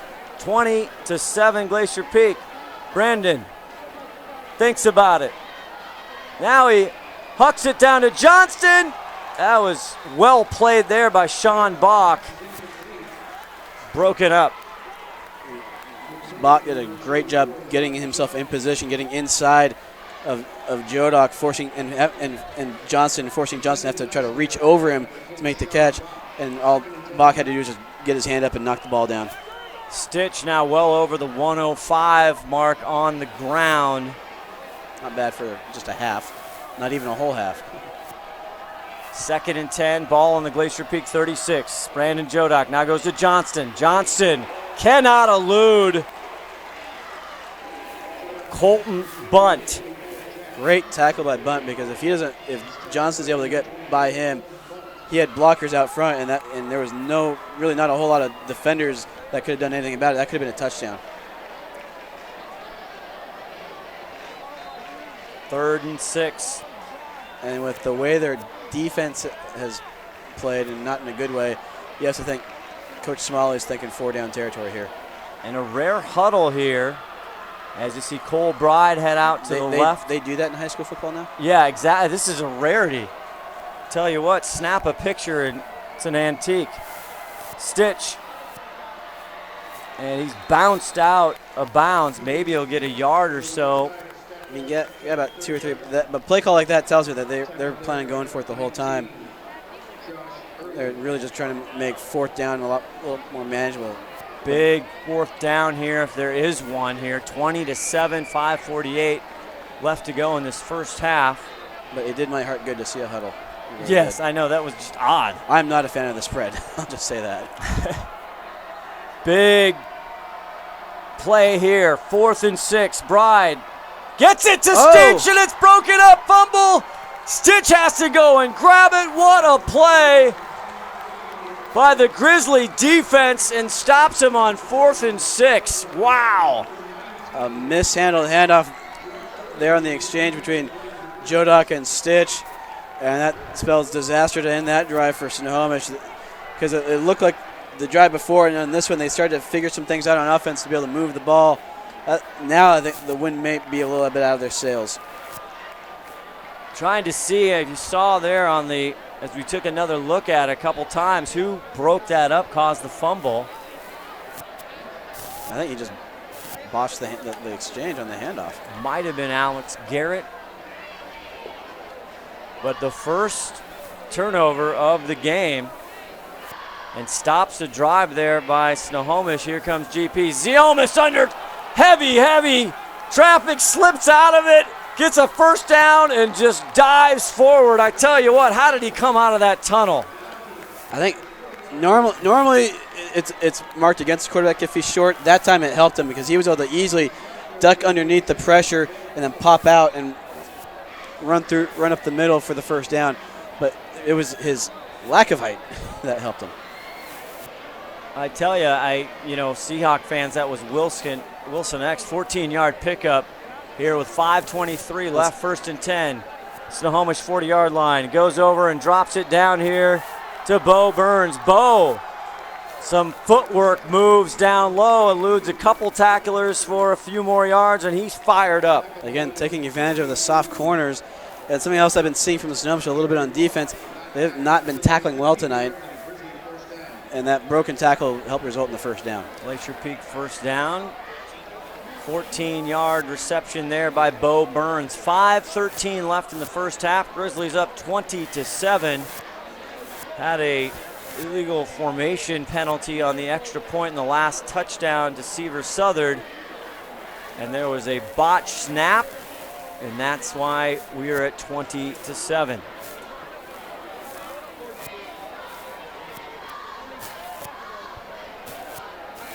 Devin Karmahara to the right of Aiden Ziomis. Low snap, rolls right, gets help blocking, now throws it to Seaver Southern. Seaver loses the ball. No, he didn't. Boswell there on another great tackle. Thought he lost the ball for a second. Yeah, Boswell's been the one defender consistently making plays for Snohomish. But again, he was playing way off, and the Glacier Peak receivers are taking advantage of having a lot of room to run underneath routes and get open. 2nd and 5 now on the Snohomish 21-yard line. 4:35 left to go. Glacier Peak with all 3 timeouts. Ziomis going down for a touchdown. Overthrows Seaver Southern. Southern had about a half step on his man, and sometimes it's all you need. The ball was just out of his reach.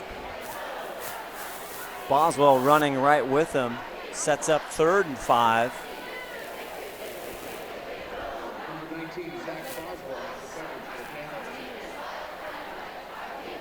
So Snohomish really needs to try and get a stop here. Well, they need to stop. I think they're going to have to do it in 2 plays, because this is definitely 4-down territory for Glacier Peak.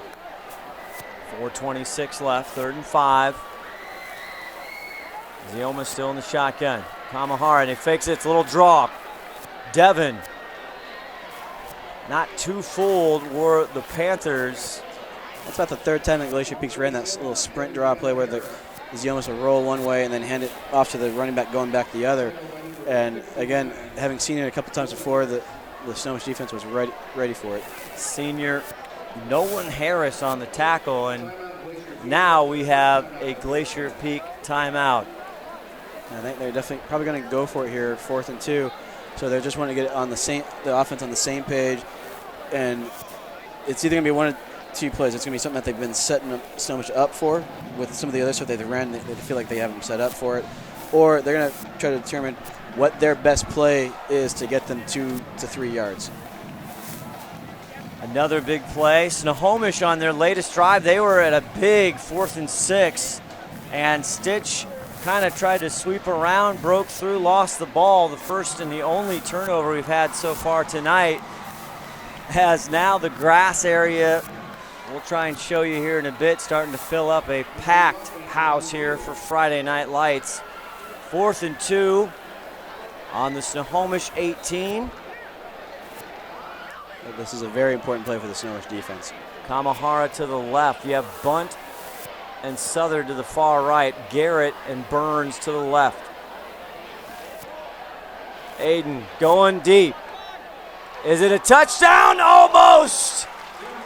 Incomplete, trying to go for Bo Burns. It was a juggling act there.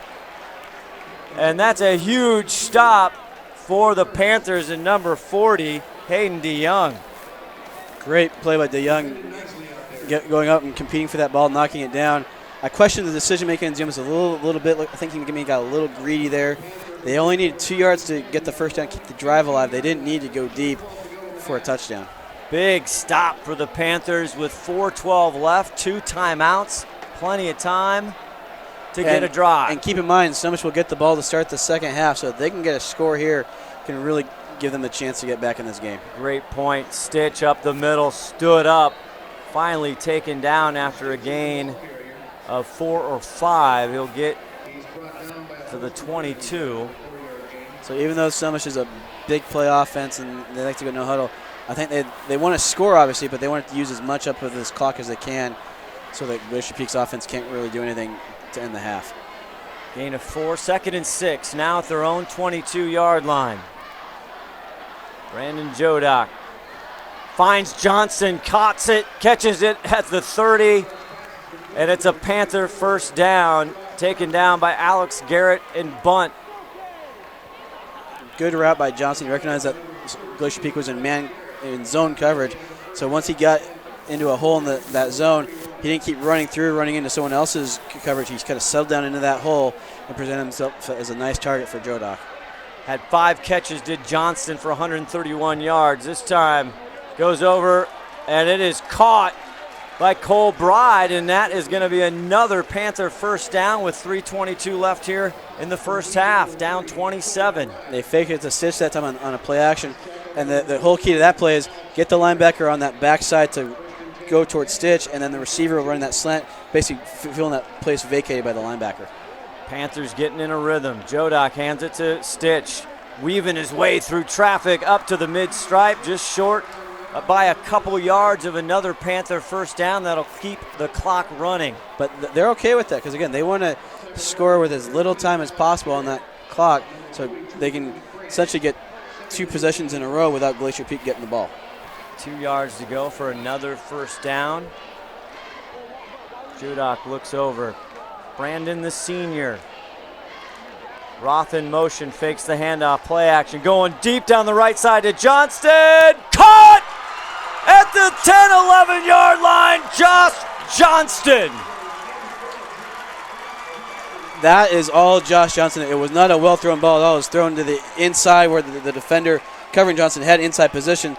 And on that, you'd want to see Jodak throw it to the outside shoulder, but Johnson did a good job getting around his defender and getting to the ball to be able to make the big catch. 36-yard pass completion. Him and Sean Bach been a great battle all night long. Now Snohomish, 2:37 left, 1st and 10, ball on the 14. Stitch with the ball, and he is cracked down after a gain of 1.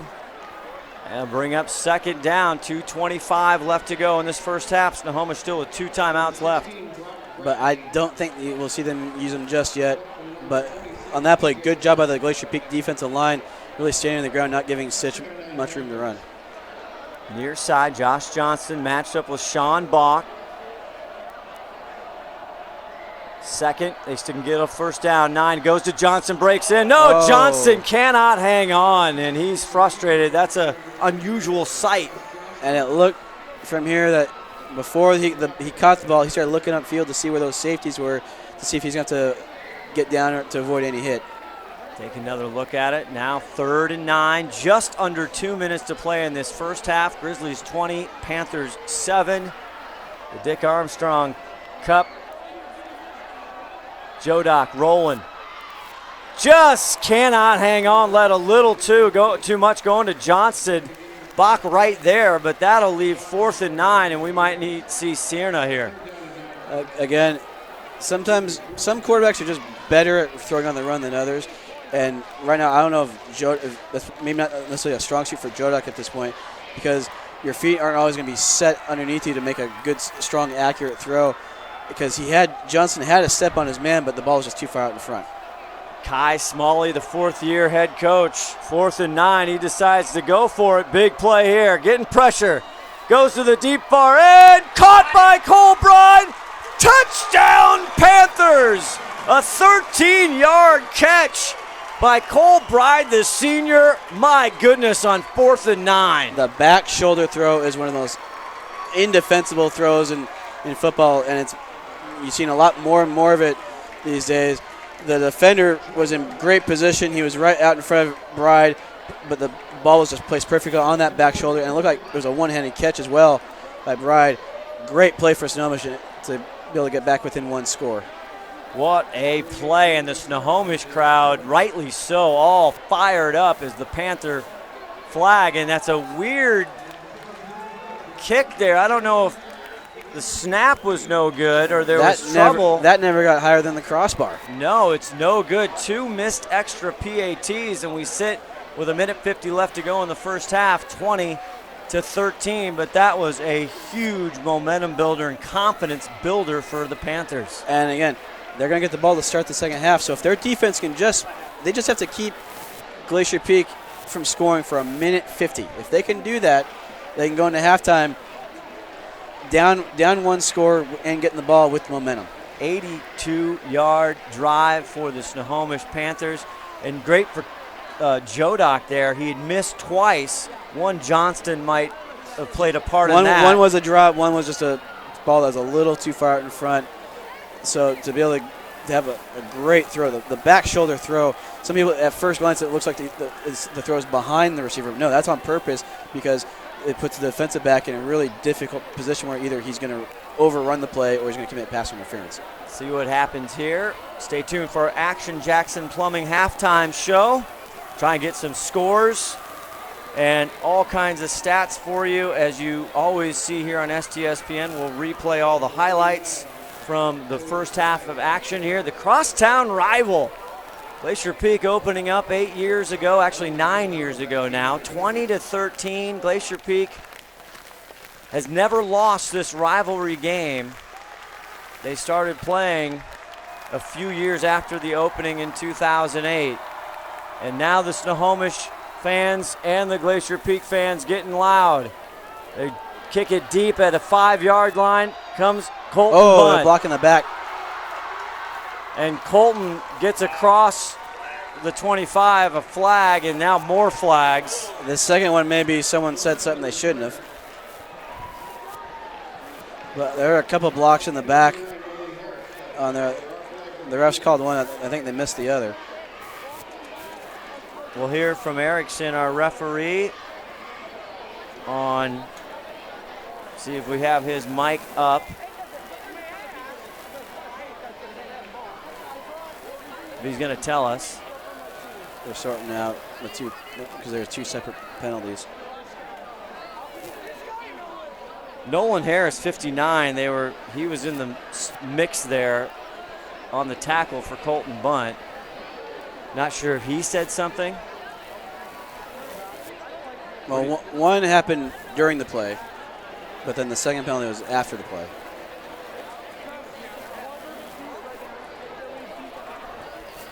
Well, see if they have a conversation here. 1:42 left in the first half. And our referee, see if he turned it on. Block in the back.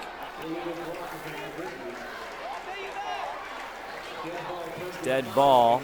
Personal foul. So both of them against Glacier Peak. So they're going to be backed up quite a bit. And with only a minute 42, that's a long ways to go.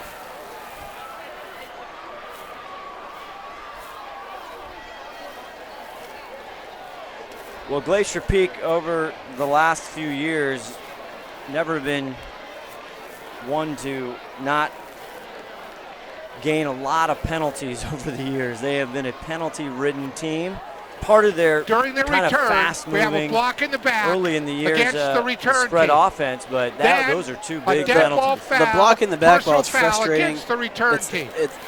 It's usually a penalty where the player is still trying to make an effort to do something positive.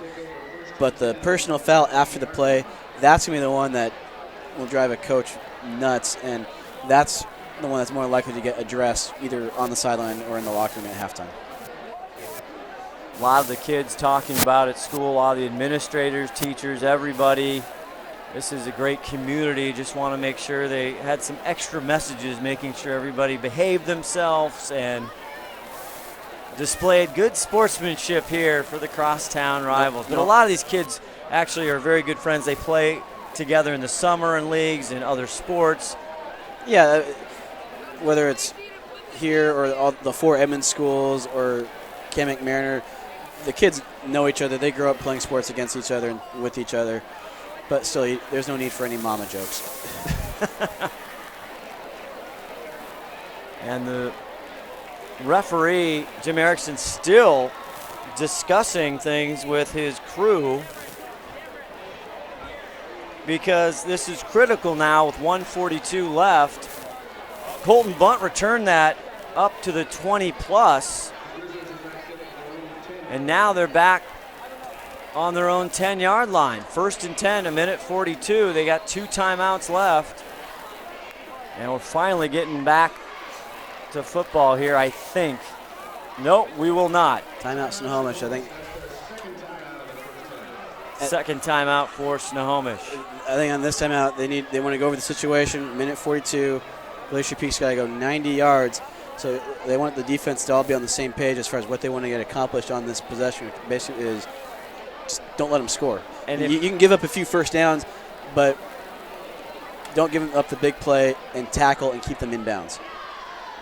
And if you're Glacier Peak, Luke, are you going to try and go for the jugular or the first couple tries? What's your approach here? You might see something relatively safe early in the drive, and if they're successful with it, then you can get aggressive. So you might see a screen or a draw, something again safe. And if they get a nice play on it, then they're going to go. If not, then you might see more conservative approach, especially backed up the way they are. 10-yard penalty, then the personal foul, half the distance to the goal, and that's where we sit here with 1:42 left in this first half of the 2016 version of the Dick Armstrong Cup. The Action Jackson Plumbing halftime show coming your way here at halftime, but first we got to see what's going to happen. Aiden Ziomas, the sophomore, getting chased in the end zone, now comes out. Now he tucks it and is going to run. He's got a first down. Past the 30, finally tripped up over the 35. What a play by the sophomore Aiden Ziomas. That was a no, yes kind of play. And while you'd rather have seen Ziomas get out of bounds, the clock will stop to move the chains. And because even though it wasn't how they wanted to draw it up, it's a big play on the first play of this 2-minute drill. So now I think you will see Glacier Peak a little more aggressive. Panthers had GP pinned back, a 25-yard run for Ziomas. Now 1st and 10, breathing room at their 35. Rolling, now he goes back the other way. It's complete to Alex Garrett. Makes one guy miss, first down. Finally taken down, and he's corralled down by number 12, Jess Harris, the 6'3 senior. Essentially the same play they opened the game with. Roll one way, throw it back on a cross route the other. And again, some poor tackling by Snohomish cost him here, because if the first man makes the tackle, he's sure the first down inbounds and the clock's still running, and either the clock will run or you force Glacier Peak to use a timeout, which I think they're doing anyways. But because they got the first down, the clock stopped to move the sticks, so and plus the extra yardage. So tackling has to be addressed by Kai Somali at halftime. First-year head coach Nick Bender wants to talk about it. We'll take a Fred's Rivertown Alehouse timeout.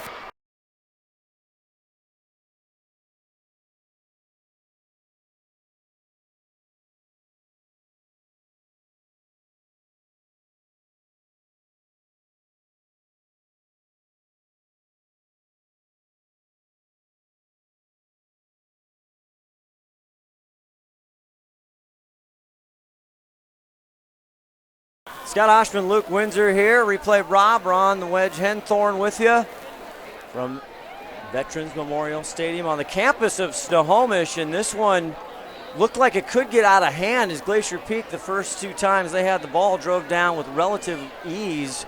But the Panthers have come back. Here's Ziomis going wide over the middle, incomplete. Wow. And he was taken down hard. The hit on Ziomis was clean, but the hit on the Glacier Peak wide receiver before the ball got there was not, and the Glacier Peak coaching staff, rightly so, they are upset. They wanted a pass interference, and there should have been one. Is that Jess Harris, number 12, that provided the pressure there for the Panthers? Yeah, it was. He was planted in Ziomis' chest right after the ball was released. May have forced an errant throw, but again, the Snohomish defensive back on coverage, he got his hands on the Glacier Peak receiver well before the ball got there. 2nd and 10 from their own 47. Now to Bunt. Bunt cannot hold on, was looking forward instead of at the ball, and now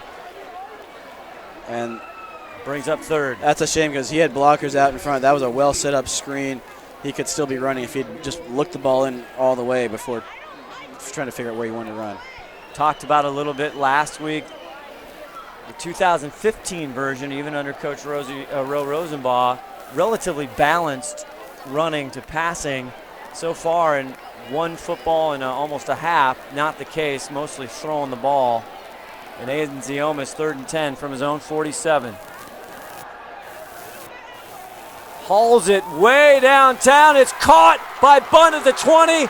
Bye-bye Bunt, just taken down with a great ankle tackle there. That is a big stop for a 42-yard pickup. Great arm strike by Ziomis there, kind of rolling a little bit to his right and then throwing against the grain to a wide-open Bunt, and who was just one defender away from scoring a touchdown there. So really the Snohomish defense has to buckle down these last 53 seconds. And DeYoung with a touchdown saving tackle to keep Bunt out of the end zone. Ziomis now with new set of downs, 46 seconds, rolling, touchdown Alex Garrett.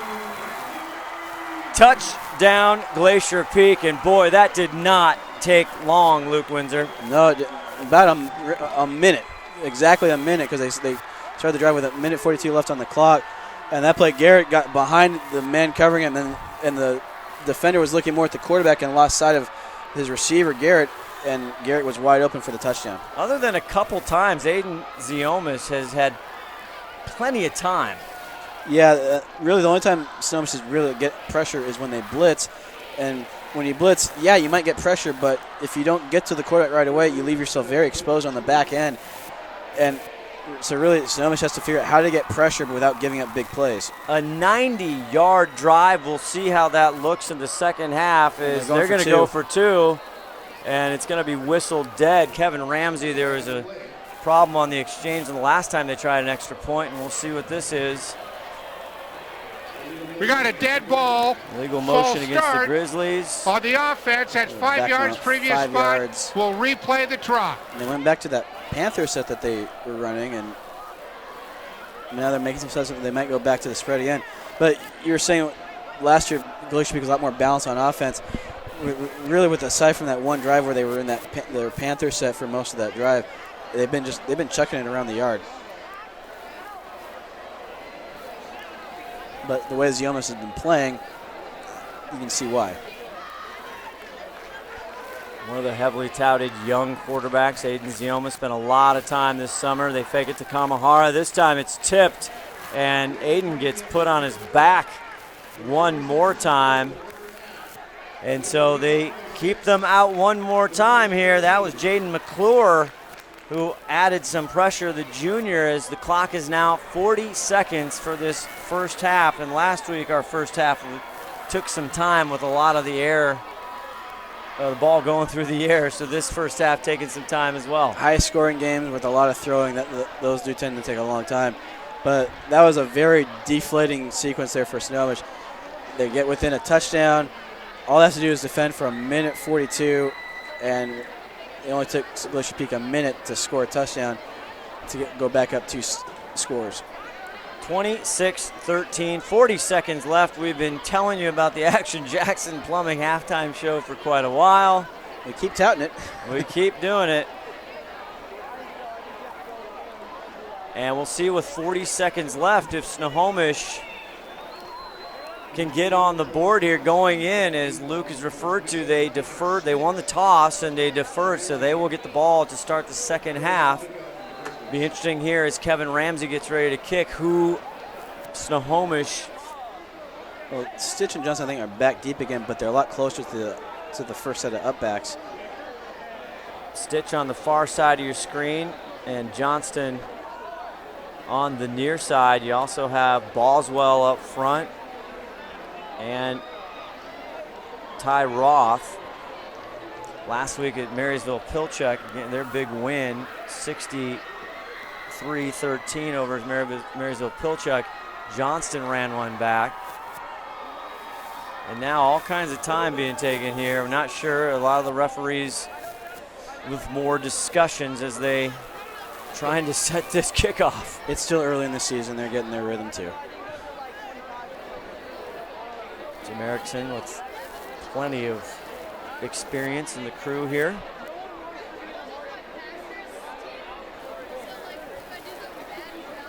The time for letting you know you can watch everything's on demand, STSPN.com, our YouTube station, Snohomish Times.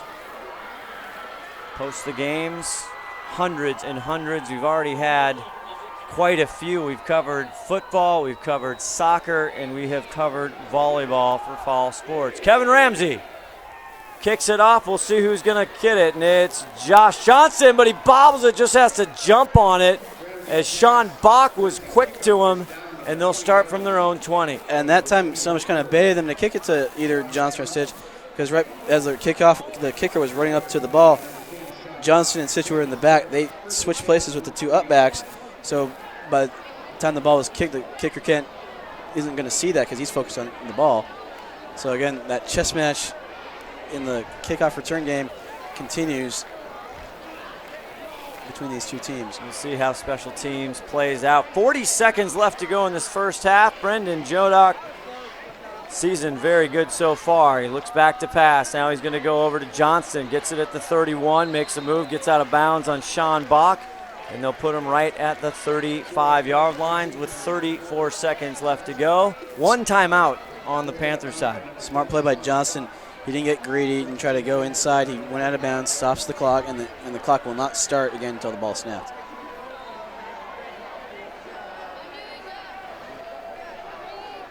First and 10 from their own 35, trying to beat the clock. Back again to Johnston. Johnston, same play, gets out of bounds, but he stays in bounds as he's winding the clock, and the Panthers need to hustle up. The official saying that forward progress was stopped while Johnson was in bounds. And that's an interesting play there. Yeah, 2nd and 4. Jodak back to pass, plenty of time. Now he takes off. Fafita had his arms on him, and he just gets it away. Smart play there by the senior Jodak. He should have thrown it away a little sooner, but it was smart to throw it away because you don't want to have big Malachi Fafita chasing after you if you have the football. No, or anything. Well, yeah, you just don't want him chasing after you. He's a large human being who can move. So now 7 seconds left. Boy, we were at 34 seconds. They had picked up 2 first downs. clock management. Johnson not getting out of bounds Yes. on his second catch of this drive is what has hurt Snohomish on this. And they didn't call a timeout. Which they do. They have one left. 3rd and 4 here. Jodak just gets it to Stitch, but Stitch can do a lot with it near side. Wheels still turning. Finally enough Grizzlies catch up with him. Painter there, bunt, and Elvig as well. So that finally wraps up the first half of the 2016 Dick Armstrong Cup. It has been entertaining, to say the least, Luke Windsor. Very entertaining, but really the onus at halftime is on the Snohomish defense and the defensive coaching staff. They've got to figure out a way to stop Glacier Peak, because if it doesn't matter what their offense does, if they can't keep Glacier Peak from scoring, they're not going to come back and win this game. We'll step away. We'll start our Action Jackson Plumbing halftime show. You're watching Western Conference football on STSPN. Clogged drain? Other plumbing problems? Call Action Jackson Plumbing for 24-hour service. Owned by a lifetime Edmonds resident and Edmonds Woodway grad, Action Jackson is the drain cleaning specialist. They can unclog most internal drains for only $99 plus tax. Call 425-877-5601 or visit actionjacksonplumbing.com. 1st and 10. Their own 33. Ziomas looking. Now he has to go over. It's Alex Garrett with his first catch of the year. I know that.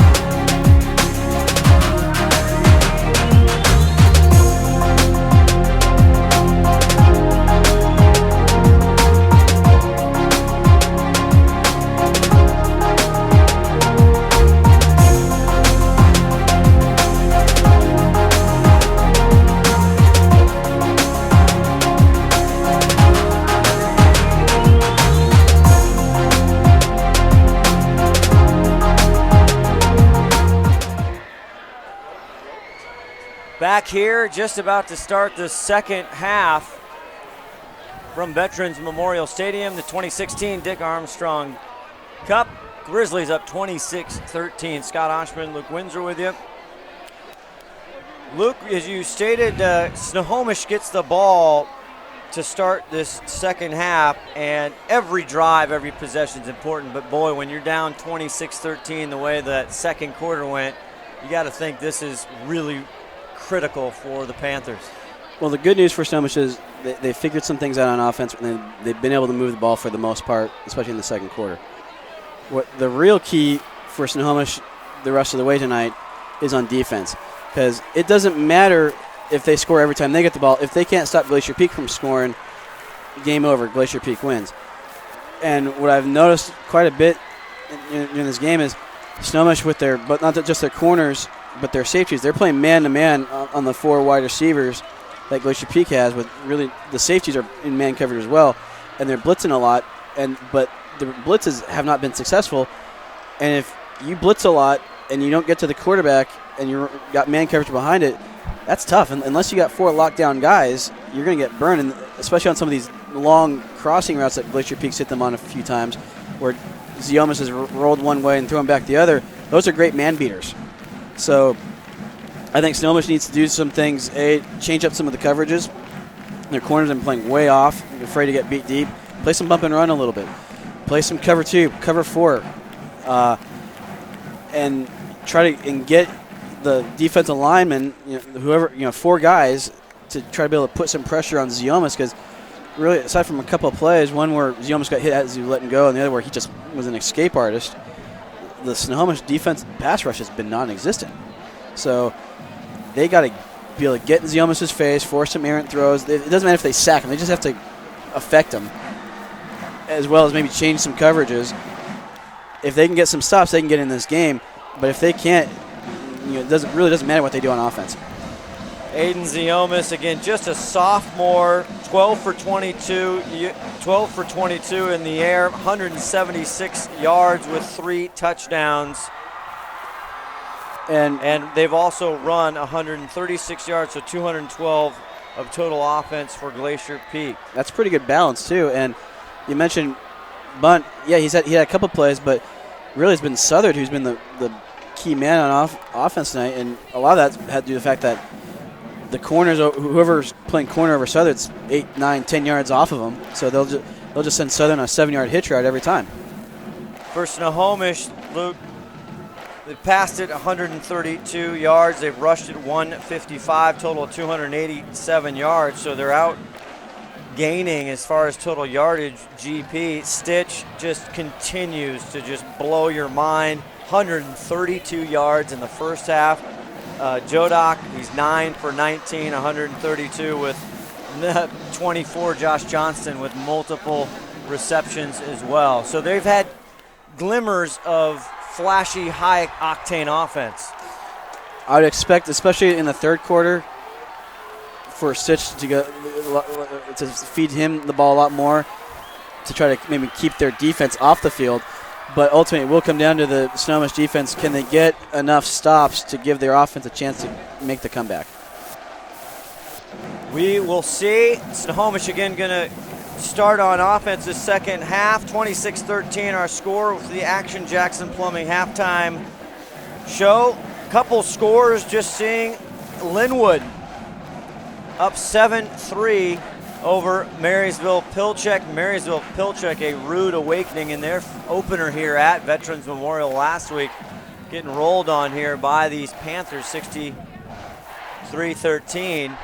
And we are all paying attention to Bothell. The Cougars, they beat Glacier Peak last week. They went down south to a very tough SPSL.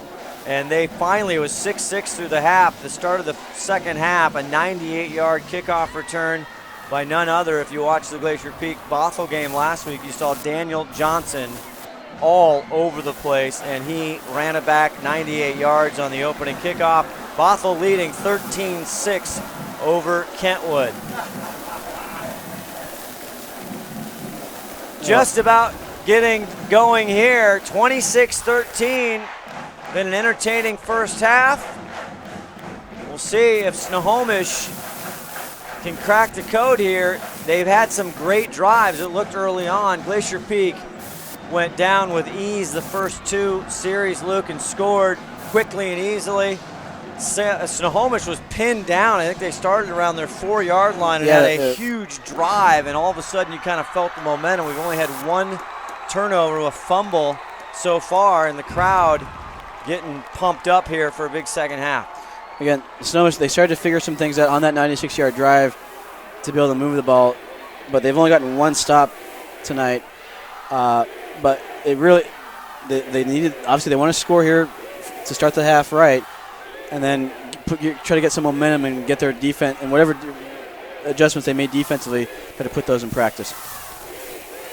The Panthers started their season last week here, and they finally go on the road. Next week they'll go to see Shorecrest again. Snohomish, first time ever since way back in the 3A now, and Glacier Peak up 4A. So Snohomish will go on the road for the first time this season in Kai Smalley against Shorecrest, and Glacier Peak will host Cascade Bruins, which they do not, I don't know that they've ever played the Cascade Bruins, and that'll be right here at Veterans Memorial Stadium, and we will have that for you at STSPN with a 7 p.m. kickoff, 6:30 pregame as we get ready for second half football here. Glacier Peak, Kevin Ramsey to kick off. And this one's way back, right at his end zone is Johnston. And he'll take the pile, a nice run back up to the 28 or 9 yard line. And that's where Brandon Jodock will start. And again, I expect early on for the Snohomish offense to keep feeding it to Keegan Stitch, along with maybe some play action passes to get Johnston the ball. But try to, as much as they can afford to, keep their defense off the field and try to chew up some clock. Brandon Jodock had a huge week. Everybody did. Here's Keegan Stitch. The Stitch show, left side. Strings it out, but a nice gain on first down. Pick up 5. Keegan Stitch, he is just, at some points, Luke, unstoppable. Well, he runs with great effort. And there's a phrase my old coach, Coach Dan Mack, the head coach at Kamek, used to tell us all the time, heart and hustle beats talent every day. Well, in Keegan Stitch, you have someone who's very talented who also plays with a lot of heart and hustle. So that's a tough combination to beat. 14 carries, 269 yards last week. Here's Jodock taking himself, finds a little crevice, and he'll get a Snohomish Panther first down. And Brandon Jodock, he ran a couple times, Luke, in that first half. It looked like he got banged up, and we hadn't seen it until then. Well, yeah, he came up kind of gingerly after a design quarterback run, so they didn't call anything for him after that. But I guess he's feeling better. At that time, it was a little zone read type of play. He saw what he liked, and he was able to keep it, move the chains. Ball on the 42. Now he goes, that one just too low, trying to go to Cole Bry, but there are flags. And look how they're setting up a wide receiver screen, but a defensive player for the Glacier Peak Grizzlies kind of got in Jodock's face, forcing a low throw. We'll see if we resolved our issues there with our referee, Jim Erickson. It's a holding against Snohomish. And penalties, part of the story of the first half, mostly for Glacier Peak. Yeah, they kind of shot themselves in the foot a couple times. And that last touchdown for GP was... We got hold. That's 10 yards from the spot of the foul. Still first down. There we heard Jim Erickson, our referee. 11:28, just started the second half here. 26-13, Glacier Peak on top. Second and a long way to go. Second and Monroe. Second and Monroe, exactly. Jodock, Stitch in motion. Looks to Stitch, now he gets it over to Johnston. Johnston picked up nicely there, dropped at the 35. Good tackle there by Colton Bunt, along with number 19, Joshua Erling, which we've seen a couple times tonight. Great recognition there by Bunt, reading that wide receiver screen to Johnston right away.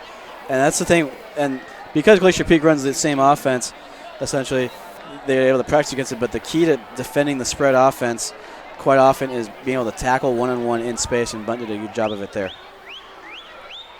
3rd and 16. Boy, not a lot in the playbook. Jodok's going to roll left. He's looking for Cole Bride and doesn't get it. I think that was hit the turf, incomplete, and that sets up a 4th and 16. And if you're Snohomish, not quite what you drew up at halftime. Well, if I'm not mistaken, I think the referee, when he called the penalty, said it was still first down. And that's true. There's a 3 on the down marker, so I don't know. I thought that holding call occurred on a 2nd down play, so I'm not. I was duped one more time by the scoreboard. I'm a little confused. I think you're I'm right. as confused as you. So always trust the marker. It's 3rd and 16. Here you go. But it feels like Snohomish is getting an extra down here. Bride with some pressure, now trying to navigate. He gets hit as he tries to throw, and it's Ricky the Mini Truck Crans. And Jodok gets up, looks like he's all right. Incomplete now. We will head to 4th down. Really, the whole pass rush affected Jodok there. And, yeah, Crans is going to get credit with the pressure, but you have to credit Fafita, Elvig, and the rest of that bunch for getting, really unsettling Jodok. All right, so Snohomish, not what they wanted. Here's the punt. Ooh, takes a big bounce there, and they'll just watch it, and finally picked up at the 42-yard line, and we'll see if Glacier Peak picks up where they left off. Aiden Ziomas, the sophomore, coming on with a fury here in the first 2 games of his varsity career. He only played really 5 games or 6 or 7 games. He didn't start all the games. Threw for over 1,500 yards, and he is on pace to crush that this year. Well, he doesn't play like a sophomore, and when you look at some of the teams that he's faced, Bellevue, Bothell, some of these teams now, like Snohomish and the rest of the Wesco, they're not going to bother him so much. So, and he's played with a lot of poise, even last year when I saw him against Bellevue. Starting on their 42, he goes off, gets it on to Bunt. Bunt, we talked about, a little quiet. Now he's got a little bit of space, but Panthers close in quickly. And what looked like could have been a big play for Bunt. Nice job by the Panthers there to hold him to 4 or 5, or it looks like maybe 7. 6 or 7. I think 6. Josh Johnston over there. A good team pursuit by the Snohomish defense, turning what could have been a big play from Bunt and just so and they're backing him up. Yeah, gain of 4. That looked like an interesting spot there. So 2nd and 6 here. Nolan Harris on the tackle for the Panthers. There's Ziomas, gets it over, and he's pile driven, by the way, after he gets it off to Colton Bunn, who skips ahead for a GP first down, and Aiden Ziomas took a shot there. That looked almost like there's a run-pass option that Ziomas had where he could have handed off or thrown it, and I think he took the pass option. And usually in those run-pass option calls, there's not really good protection, and quarterbacks can pay the price like Ziomas did there. Gets back up. Despite his size, he's been tough. He got banged up on one play, had to sit out last week against Bothell, and had the sophomore come in. But 1st and 10 now on the Panther side here. Fakes the handoff, gets it back over to Bunt. Bunt, not a lot of room to run. Again, great pursuit there by all the Panthers, led by big 54, Will Sanders. And it's early in this drive in this half, so already Snohomish is doing a much better job in pursuit and tackling and limiting these short little passes by Glacier Peak. But it also seems like the Glacier Peak offense, they're making much more of a concerted effort to get Bunt involved, get him going, because, as you said, he is a big play threat for them. Bo Burns on the near side. 2nd and 4, 9:32 left to go in this 3rd quarter. Billy Latali, the lone setback. Fakes it, now it's coming. Ziomas has to get rid of it. Just tries to get it to Bo, and he is taken down hard again by a couple of Panthers. Will Sanders got to him along with Jess Harris, number 12. Sanders and Harris did a great job. Again, with a pass rush, it's not necessarily about how many sacks you get, it's how many times you affect the quarterback and force bad throws. And already the Snohomish pass rush is doing a much better job of getting in Ziomas' face, and that's when they were able to force an errant throw. That's something you talked about at halftime. Snohomish had to get better. Here we go. And their corners are playing a little closer to the receivers as I'm trying to take away those short throws. Vitale on the left, trips right. Looks left. Now he's got trouble. Ziomas. All kinds of Panthers in his way, and they're going to finally get him down. And again, Sanders there. And Sanders having quite a game. What a player. And that'll force him to punt. Well, think about it. He's got to block Malachi Fafita on offense all night, and then they ask him to play defense, and that time he had a big play there to get a stop on third down. That's tough. That's double duty. That's Jaden McClure in there for the Panthers as well, and now relatively rare punt for Kevin Ramsey, also doing the punting. Clean snap. And Josh Johnston says get away. It takes a Glacier Peak bounce, and they'll pin him down at the 2-yard line. Bad decision by Johnston there. He could have, that ball did not land very far from him. He could have at the very least fair caught it and saved his team about 10 yards of field position. Derek Smith, 49 there to start it. So the Snohomish Panthers got a lot of work cut out, but plenty of time. 8:54 left to go in this third quarter. Well, the positive thing so far with this half is that the Snohomish defense has figured something out, able to stop Glacier Peak. Now can their offense take advantage and get them at least within one score? Stitch. And there's not a lot of room there. I think he lost a yard or two. For the phenom junior Keegan Stitch. He lost 3 yards, and he did a good job just getting out of his own end zone. Look like, they'll push him back a yard. Big losses are rare in high school football, Luke, I've noticed over the last 6 years. Well, especially with the spread, the one thing that they can do if you run it with the no huddle is it can wear a defense out. 2nd and 11. Jodak from his own end zone. Now releases, going deep. Overshoots Cole Bride. Boy, he had him. Just a little bit too much air. Missed him by about a foot. And actually, you might even want to see Jodak put a little more air under it so Bride could have ran underneath it.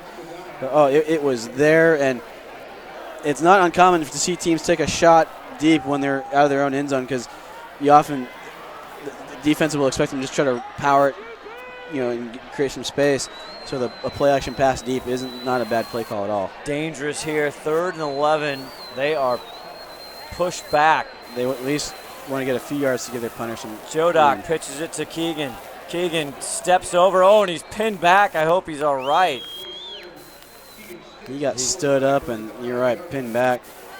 The one positive about that play for Snohomish, it got them to about the 5 or the 6, or their punter won't have to shorten up and have his heels on the back of the end zone. Big Jake Elvig under the pile there. Ricky Kranz on top. Also DJ Keenan. A lot of these kids having some serious consideration to play on Saturdays. Malachi Fafita already committing to Air Force. Jake Elvig talking to several D1 schools, University of Montana. And all of a sudden there's a timeout, 4th and 9 with 7:38. A curious timeout there, Luke Windsor, for the Snohomish Panthers there first. You almost wonder if they had some personnel issues on that punt because it's a no-brainer. You punt the ball in this situation. We'll see what they come up with. 4th and 9, pinned back. STSPN will take a Fred's Rivertown Ale House timeout.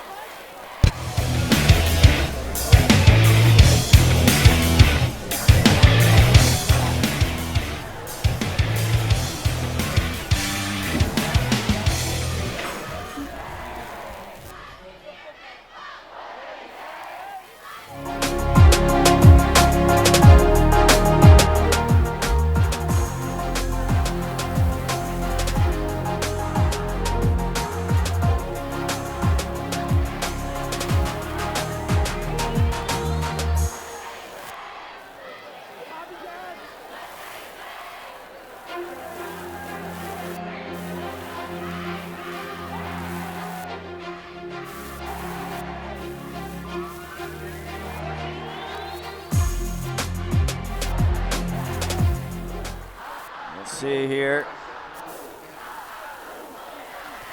DeVries kind of punches it out. Alex Garrett there looking, and Luke Wyatt, and it takes a nice bounce for the Panthers, and it gets to 45. GP will have decent field position here. Not a bad play. It wasn't aesthetically pleasing. No. Didn't have the high hang time and the spiral, turning it over, but it was effective. That's what counts. He got the nice roll.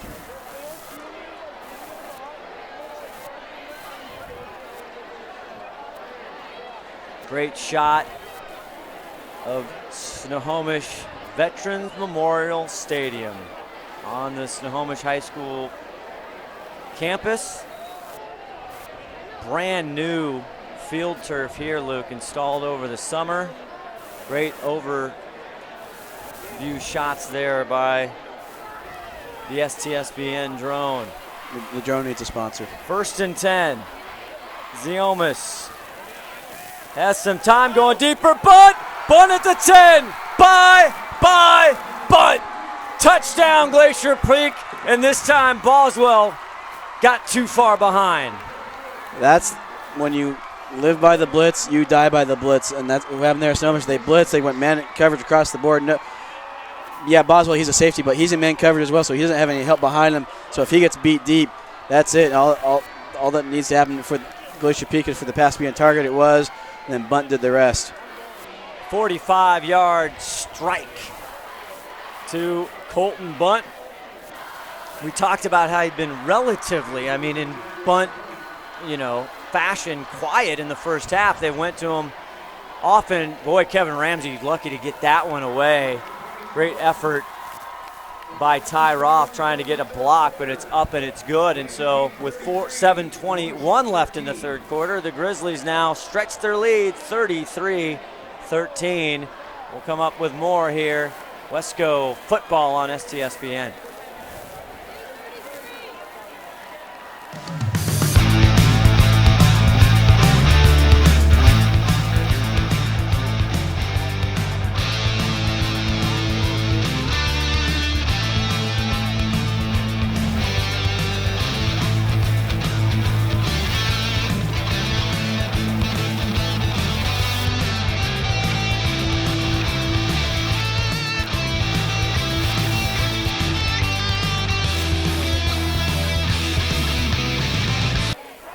Stay tuned for our Adrenaline fundraising player of the game after tonight's football game. We'll go down and interview the player of the game. We'll decide that up here in the booth.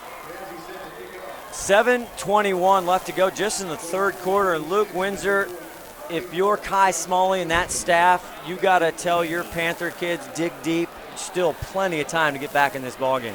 And you're going over to Joe Doc and saying, what plays do you like best? Because they need to put together a drive, and you don't want to say a drive this early in the third quarter is a must-score drive, but it's a must-score drive.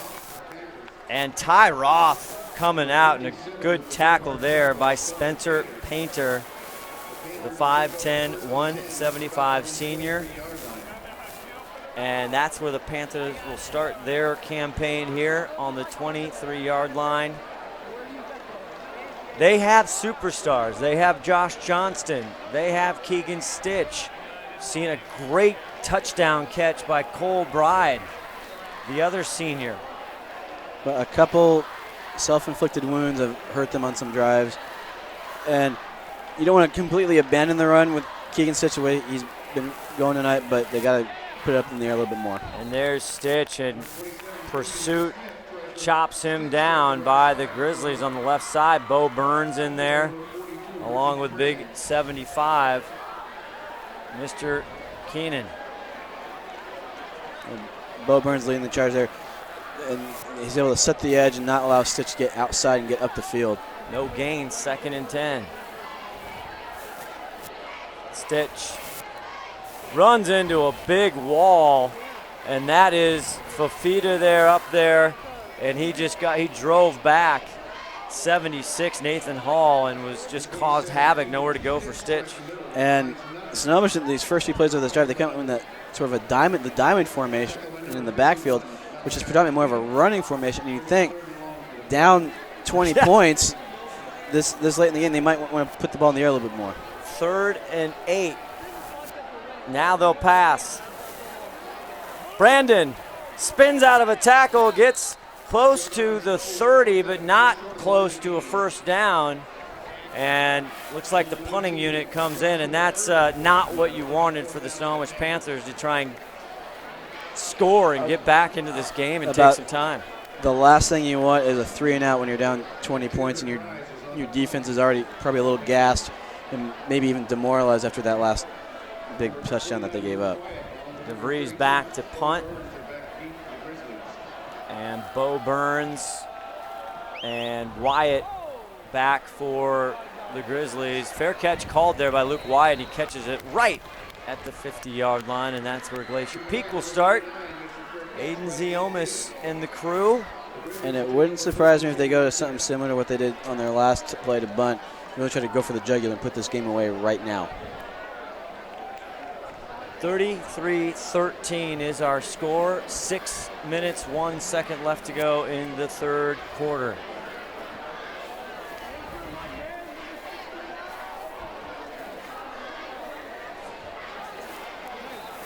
And instead, it looks like the Grizzlies are going, maybe try to chip some clock. They're going back to their Panther package.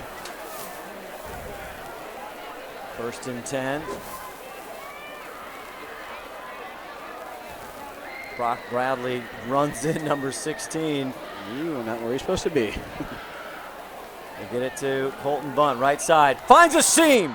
Spins out of one tackle, still on his feet. Bye-bye Bunt. Finally wrestled down, but not before he has a huge gain. Kevin Lopez finally there, but bye-bye Bunt feeling good after the half.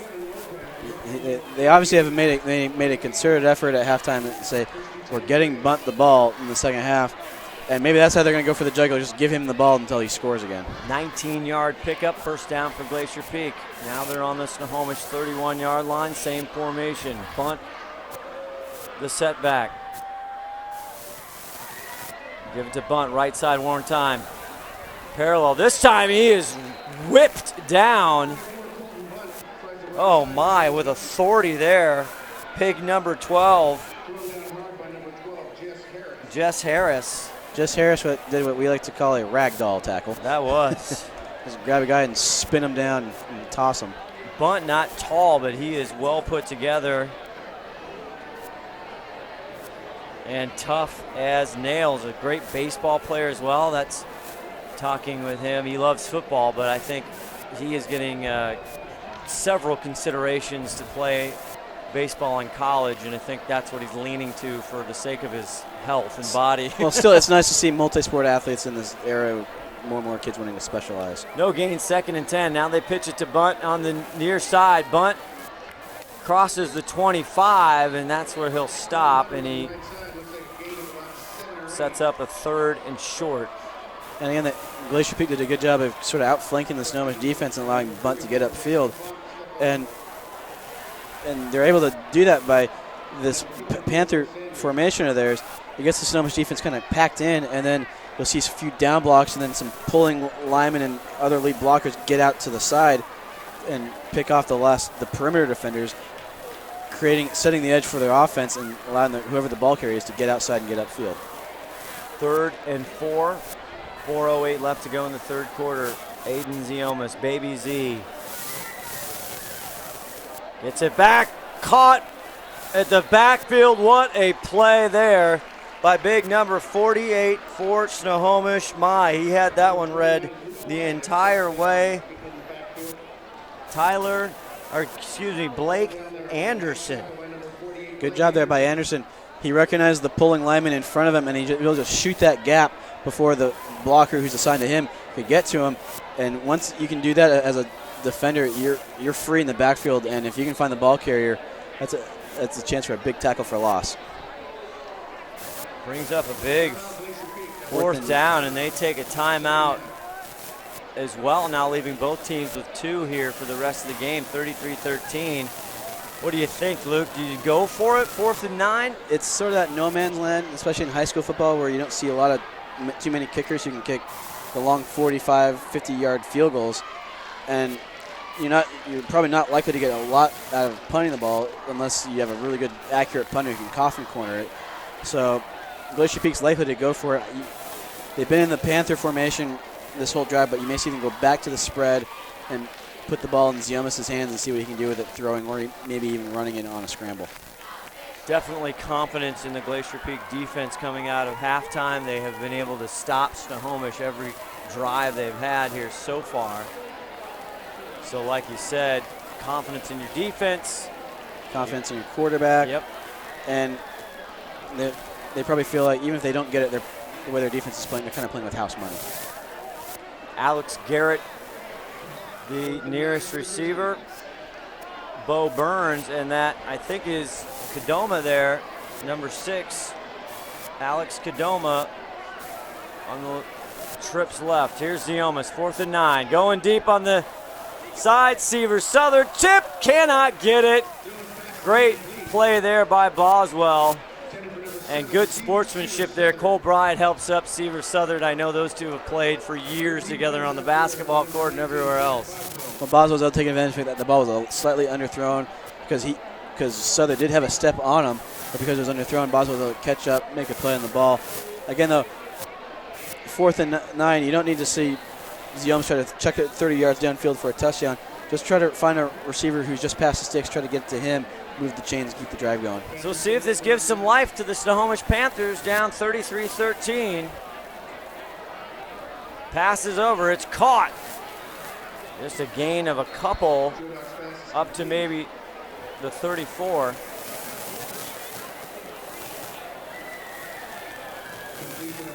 And that's Ty Roth with the reception there.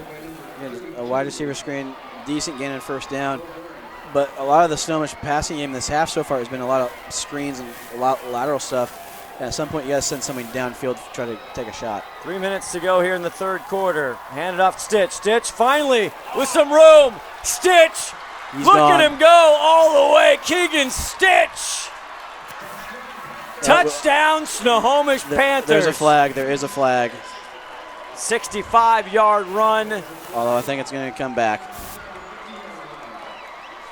Yeah, there's a flag. There's a flag on about the 47-yard line. And the Panther fans, finally something to really get going and cheer. But it looks like it's going to be snatched away. And the flag might shorten their cheers with 2:46 left to go, just in the 3rd quarter. And we're getting some static here. We're waiting for Jim Erickson's call here.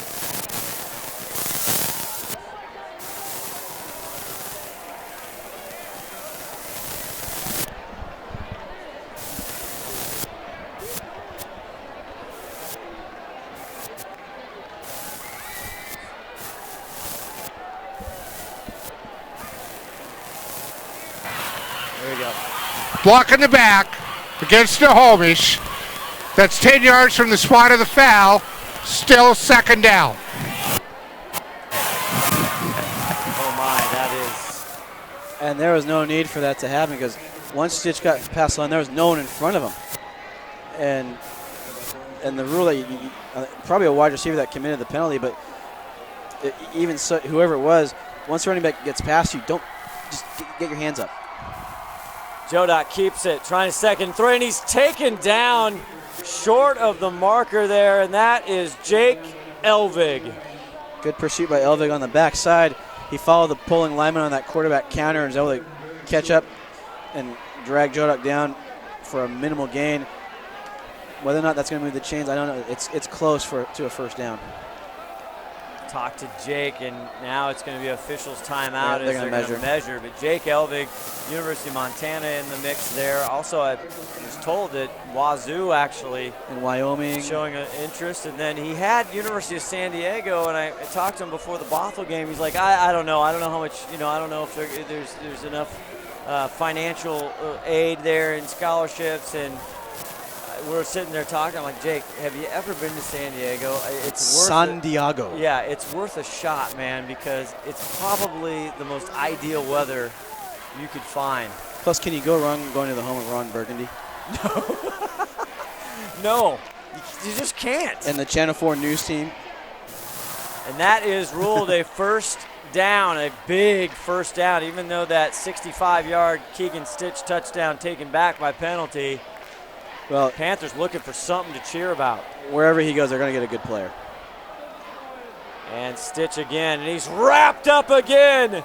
Just as we talked about it, big Jake Elvig comes across and takes down Stitch. We have a late flag. I think it's going to be unnecessary roughness on Glacier Peak. A defensive back and a Snohomish player got tangled up after the play, and the Snohomish player went down. Oh, taking another look. You see there, if we play it one more time, you see in the right-hand side of your screen, it's away from where the play was. Well after the play, well away from the play. And the Snohomish player kind of pushes him down, but it's typically the case, right? They don't see the first. It's not the first guy. It's the retaliation that gets called. Nonetheless, Snohomish will benefit as they are trying to claw their way back with 2:03 left to go in the third quarter. Down 33-13 We got a dead ball here. Tripping against Glacier Peak. That's 15 yards from the previous spot. Results in a first down. Tripping. I thought it'd be 15 yards. I thought it'd be unnecessary. Did he do a little leg sweep when he put him down? It's like the Cam Newton shot that he took last night, offsetting. Again, that one looked, there's penalties and whistles for that 1st and 10, but did you see that NFL game last night? I know there's not a lot of Cam. I know Cam Newton's not a popular guy around these parts, He's but not. But even that said, there were about 3 or 4 helmet-to-helmet hits that he took that you shouldn't take, and shame on the refs and the spotter in the booth for not stopping the game to get him out. Under 2 minutes to go in the third quarter. Brandon Jodak. Now he's got pressure. Fafita finally gets there. Fumbles the ball, picked up, but they're going to say he's down, and Malachi fired up. Malachi Fafita put on a bull rush like we haven't seen all night out of him. He just blew right through the Snohomish line, and poor Jodak really had nowhere to go because wherever he tried to go, Fafita's right in his face. Big sack, and that's a huge loss. Push him back now, 17 yards. Second and a long mile. Keegan Stitch coming to the near side. Tries to get away from tacklers, but that's a good takedown on a tough. Joshua Erling getting some good time play. The junior looking good. He's a tough running back to take down. Yeah, especially essentially a solo tackle, but there are not a lot of plays in the playbook for 3rd and 24. See what the personnel is here. You have Josh Johnson, who is always dangerous. Ty Roth here coming. Doubles on both sides. And you got to think the Glacier Peak pass rushers have their ears pinned back. Now Jodak fakes it, hesitates. He's got Johnston. He's caught it. Oh, no. First down. No, he dropped it. Oh, my goodness. Sean Bach on the coverage. And that is reminiscent of last year, a similar play where Johnson had a massive reception that he had and then he lost. We'll take another look. My goodness, what a big play. He had it in his hands, but as he was going down, it looked like Bach may have gotten a hand in there, but also the impact of Johnson hitting the ground may have had something to do with that as well. And Jodak, I'm sure he'll look back and want to put more juice under that. Johnston was wide open. Bach, nice job to catch up as he just punts that away. Jodak punted it out of the shotgun formation there. And it's down at the 29. My goodness, one of the I think we have a sideline warning on Glacier Peak. One of their coaches who got in the way of an official. Sideline violation. And that, I think, is defensive coordinator in the white hat. Is it not, Steve Hannon? That's an oops. Got a sideline warning. A lot we talked about last week. A lot of changes. Head coach, first-year head coach. Sideline interference for the Grizzlies, our PA announcer. But a lot of new coaches. Steve Hannon, not new. He's been there for the entire 9 years and was in consideration for the head coach job. Nick Bender got that, but there's lots of changes. Richie Chambers back on the defensive side. Took a year off. So Boy, Snohomish, you thought they were just about to break through. But the big sack by Fafita was huge. Oh, that might have been Snohomish's last best chance to get back in that game until Fafita put his stamp on this one. If you've watched Josh Johnston over the last few years, he's come down with that ball more times than not as they hand it off now up the gut. Billy Latali, the pile. Now we have 17 seconds left in this third quarter, heading to the fourth. And at this point, I'd expect that to be the last play of the quarter. I think Glacier Peak's going to try to. Well, they might not huddle. They're not going to exactly be in a huge hurry to get any playoff. And that'll round out 3 quarters of the 2016 Dick Armstrong Cup. We head to the fourth. Glacier Peak on top, 33-13. VideoFide creates the ultimate outdoor protection system on batteries. The OMV is a totally wireless detector camera that can be installed anywhere without wires or power cables. When the motion sensor detects an intruder, the OMV sends video alerts of what caused the alarm to a central station for immediate review and dispatch. VideoFide delivers faster police response and protects remote assets by helping law enforcement catch the bad guy.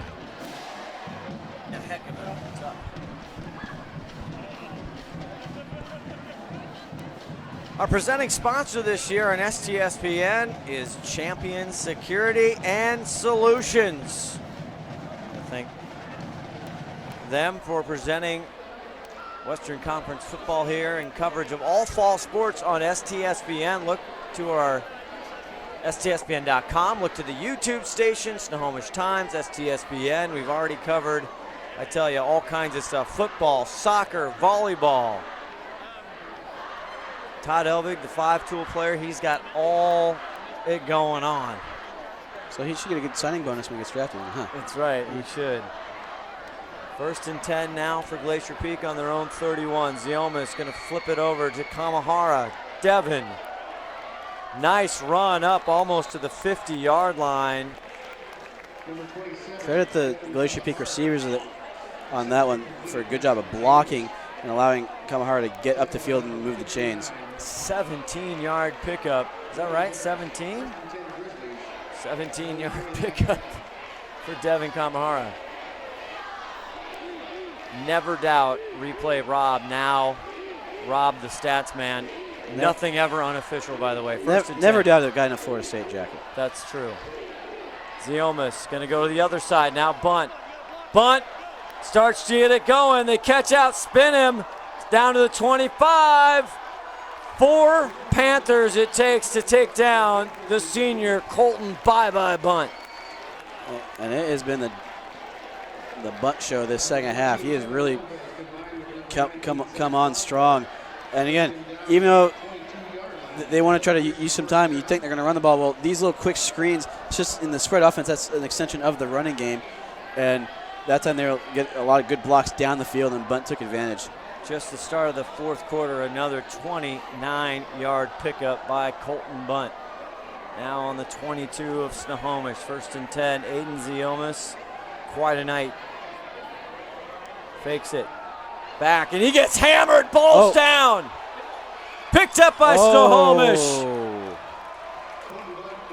Pick it up and run with it. Don't fall on it. Oh, that could have been a big play for Snohomish, but I don't know if the defender who picked the ball up realized how much room he had where he could have picked it up and ran with it, turned that into an even bigger play. Still, if Snohomish is going to have any chance of getting in this game, a turnover is something that they needed, and they got it.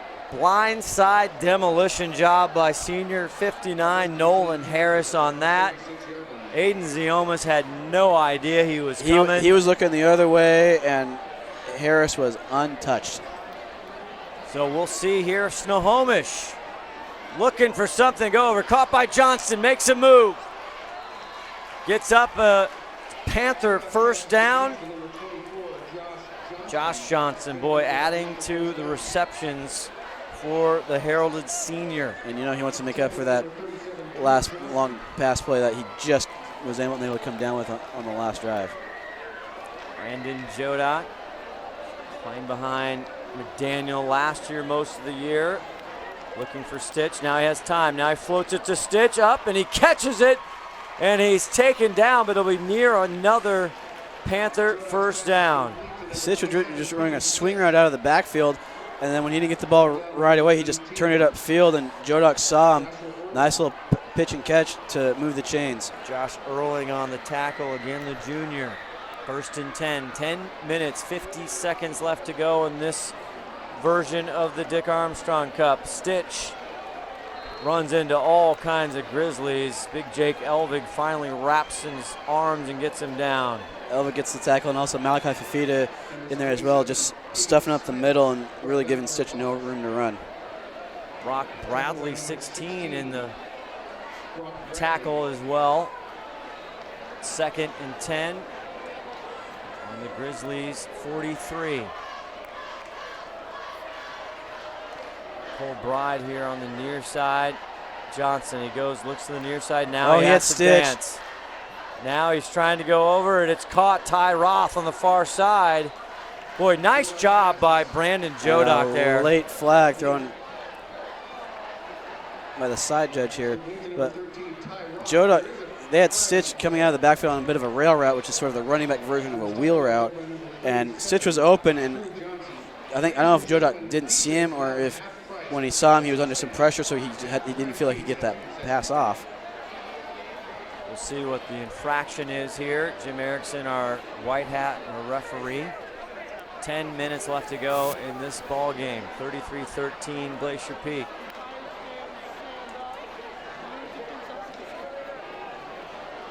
Snohomish is walking backwards, indicating it's on them. And looking at the replay, we'll see if we can. It might have been out of our screen here, closest to our position. As here's Jim Erickson trying to. There we go. And ineligible downfield, number 7, Snohomish, 5 yards previous spot, and down. Sometimes when a quarterback's scrambling around, linemen, either they don't know that the ball hasn't been thrown yet, or they'll just assume that the quarterback's going to keep it, so then they'll go downfield looking for someone to block. I think that was the case there.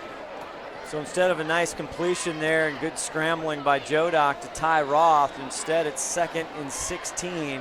They're back at their own 40, or the Glacier Peak 48. Jodak going deep. Johnston catches it, but out of bounds. Just threw it too far to the outside. And also, like, Jodak had a pass rusher in his face, so I don't think he could really step into that ball well enough to be as accurate as you'd like. Boy, I tell you, Josh Johnston and Sean Bach have been dueling all night long. I don't know what the scoreboard would say.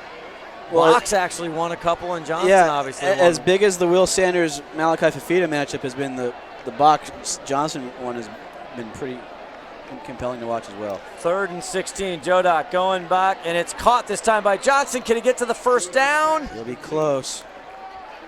I think he's about a yard short, a yard or two short. Not a tough decision at this juncture. Yeah, you got to go for it. Great play by Jodak and Johnston. Well, a deep out route, that's a tough throw to make at any level. Sean Bach talking about the Glacier Peak cornerback. First year really starting and playing mostly varsity football for Sean as a senior. 4th and 2.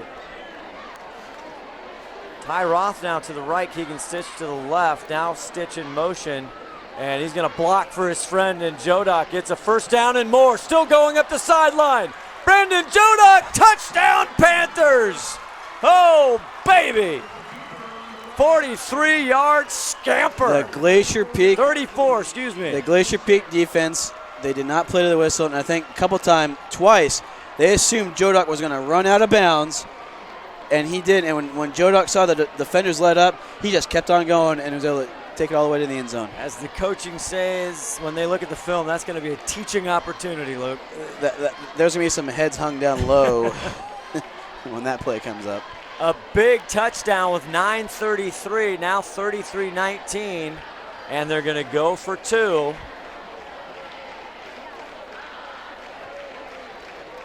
Stitch to the right. Got an ISO. Johnston got it. 2-point conversion, good. 9:33 left to go in the game. 33-21, Glacier Peak. But all of a sudden, Snohomish with some life. They got a pulse, and you can chuck one up to Johnston there with his little matchup with Bach. That time, a great route to run in short yards, which is a little China route where you fake the slant, plant your foot, break to the outside, and against man coverage, it's almost uncoverable. And Jodak doing a good time. We talked about he's had some difficult throws on the run that time. That was by far his best throw on the run tonight. Up until that one, he'd been pretty inaccurate throwing on the run. So we've had lulls, we've had surges, we've had everything here for the 2016 Dick Armstrong Cup. A lot of prognosticators. You look at our good partners, the Everett Herald and Tom Lafferty, KRKO. You heard the game last week, the simulcast. We'll hear more of those. He picked Snohomish for this game, along with Sound Live Sports Network Steve Willits, also picking Snohomish to win this game. Well, again, I think the difference in competition that these two teams had last week, not every result is equal, and I think the Snohomish fans have found that out. And it looks like Glacier Peak, they have their hands team anticipating an onside kick. We'll see fourth-year head coach Kai Smalley coming in. Does he trust his defense? DeVries on for the kicking duties, the kickoff duties, and we'll see. No, he punches it deep to the corner, and it goes out of bounds at the 13-yard line, and Colton Bunt closest to it. Kick it deep, but don't kick it out of bounds. Because if you kick it deep when the returning team has their hands team in, chances are they're not going to get a good return because they don't have a return on. They're just trying to, at that point, they're all just trying to pick someone up to block. And you have a good chance to pin the offense deep, but when you kick it out of bounds, that just negates all that. We'll see what Glacier Peak comes up with. Aiden Ziomas already just Madden-like numbers so far just in the first two football games. Up to 286 yards through the air for the sophomore Aiden Ziomas. And we are treated in Wesco here. We've got some, obviously, Jacob Eason with the great plays last week in Georgia, and last year the National Player of the Year. But we've got Bardu. On that, we had an illegal kick out of bounds. We'll go 5 yards from the previous spot and re-kick. We're going to make him kick it. Wow. You got Matt Merck at Camac, another sophomore quarterback who I talked to Coach Dan Mack a few weeks ago, and he sent 3 quarterbacks to Division I scholarships, and he thinks Matt Merck has that kind of potential. He thinks he can be a special player. So while there's not the big headliner right now this year, there's a lot of good young quarterbacks in this league. But going back to the decision by Glacier Peak to make them re-kick, I don't understand that at all. Take the ball at the 35 or the 40, wherever they're going to put it, and get your offense on the field. 5-yard penalty, you heard Jim Erickson tell you. 9:33 left to go in the ball game, 33-21. Scott Oshman, Luke Windsor will have our Adrenaline fundraising player of the game right after this game. Aiden Ziomas. Right now, Aiden Ziomas is your call at 9:30 Pacific Standard Time. We'll try and get some other scores. Wonder how that Bothell-Kentwood contest came out. As DeVries looks now one more time. Well, if you're Kai Smalley, now that you see Glacier Peak has their normal return set up, if you have a surprise onside, now might be the time to use it.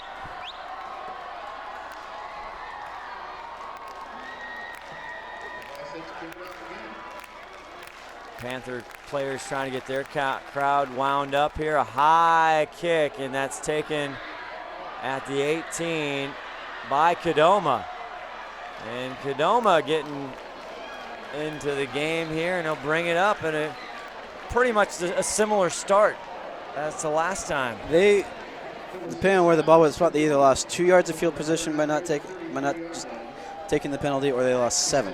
So interesting decision by the Glacier Peak coaching staff, but again, the way they've been able to move the ball all night long, it may not matter.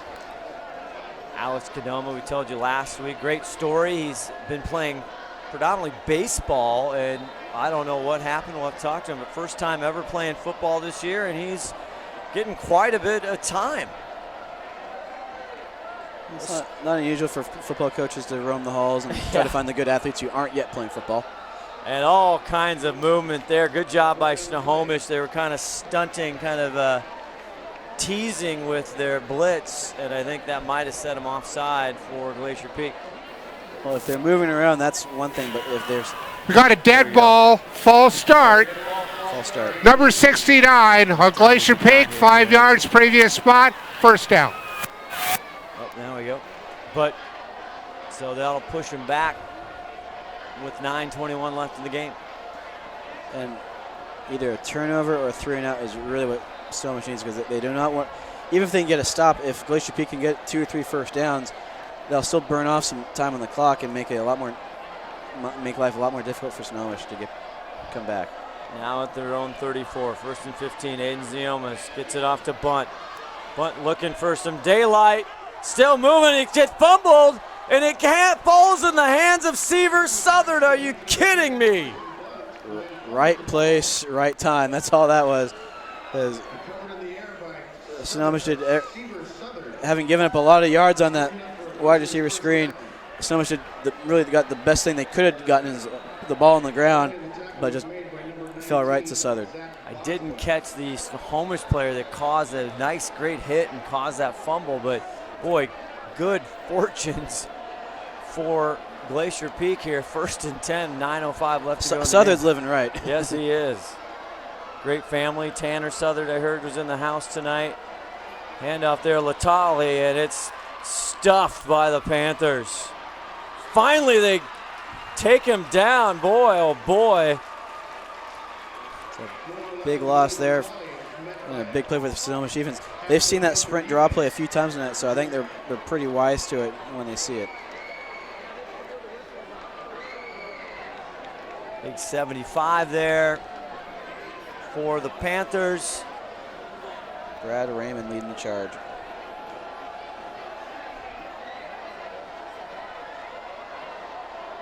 Bothell now leading Kentwood 34-6 with 3:30 left to play. I think they figured things out at halftime. 2nd and 13 yards to go. Aiden Ziomas, the quarterback, just heaves it, and I don't know, and there will be a flag. Trying to go to Colton Bunt. You have to play the ball. If you're making a genuine effort to go after the ball, you can get away with some contact. But if almost like he may have even been face guarding, but it's not the first time we've seen a Snohomish defender, when the ball's in the air, not turn around to look for the ball. They're just running with their man, and it's cost them every time. That's young Tyler Messina, 5'8", 140, just a sophomore, a baby. And that's a tough assignment when you got Colton Bunt running downhill right at you. Yeah, it's your second varsity game. Go guard man coverage the other team's best player. But is there a flag here? Yeah, it'll be 15 yards from the line of scrimmage and first down. I mean, I know the flag, but yeah. We got pass interference, number 22 on Snohomish. That's 15 yards from the previous spot. It results in a first down. There you go. Told by the 5-tool player, everybody is hearing that Jim Erickson crisply and clearly. Here we go, 1st and 10. Now on the Panther 42. Tolly sets in. Ziomas catches it for Seaver Southern down to the 15. Seaver Southern, who was Ziomas' top target in the first half, finally seeing the ball again here in the second half. At least he's seen the ball in the play designed him. He did recover that fumble a little bit ago. Again, just that little skinny post route that they've been effective with all night long. They go back to it again. 25-yard pickup there. The sophomore to the senior, Seaver Southern. And obviously Glacier Peak is not taking their foot off the gas just yet. I think they want to get one more score to try to feel comfortable about putting this game away. Just under the 8-minute mark Now 1st and 10 from the Panthers 16. Kamahara back, now Ziomas on the run. He's got plenty of room. Cannot get there, but he's down to the 2. He's taken down there by Cole Bride. 1st and goal now for GP. Snohomish got good pressure up the middle on the Ziomas, but the defensive end on this side, I think it was Brad Raymond, he did not really do a good job getting upfield and was able to maintain outside containment on Ziomas, which allowed Ziomas to get outside and in man coverage. If the quarterback breaks free, all the defenders have their backs to him, so he can run quite a bit before anyone notices. Oh, the Panthers had something going. Brandon Jodock with a great run to score the touchdown to get it here. 33-21. They make the 2-point conversion, and now Glacier Peak again going all the way down. 1st and goal, but all kinds of movement in the line, whistles. Maybe delay game. On the offense, 5 yards, previous spot, still 1st down. Typically, if you see the back judge throw the flag before the. Him and you're transponding the typical mind reading like Tim Boyle usually sitting in that seat, where he is the Swami. He knows what's going to happen before it happens. 1st and goal. You flatter me. Is it 1st and goal? It is. 1st and goal.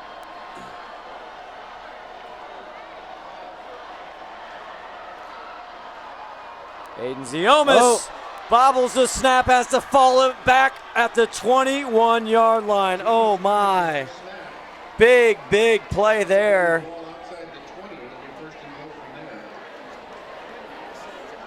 And I think Aiden, I don't know if the snap didn't look like it was completely on target, but still catchable. I think Ziomas just took his eye off the ball. Take another look. That's been an issue over the years. They've been pretty good this year. I don't know Aiden might have just looked away for a second. Maybe he wasn't even ready for the snap. Who knows? Now they'll go to work from the 20-yard line.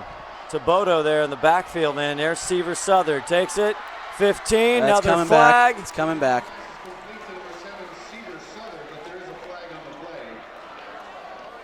Be a block in the back or a hold. So penalties now rearing their ugly head for Glacier Peak on this particular drive. As our crew discusses it. Are you going to dinner after the game? I don't know, think about buzzing. Blocking back.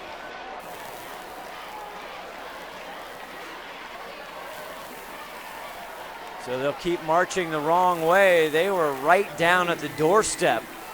Typically on your play sheet, when you have your goal to go section, you don't think you're going to be calling second and goal from the 29.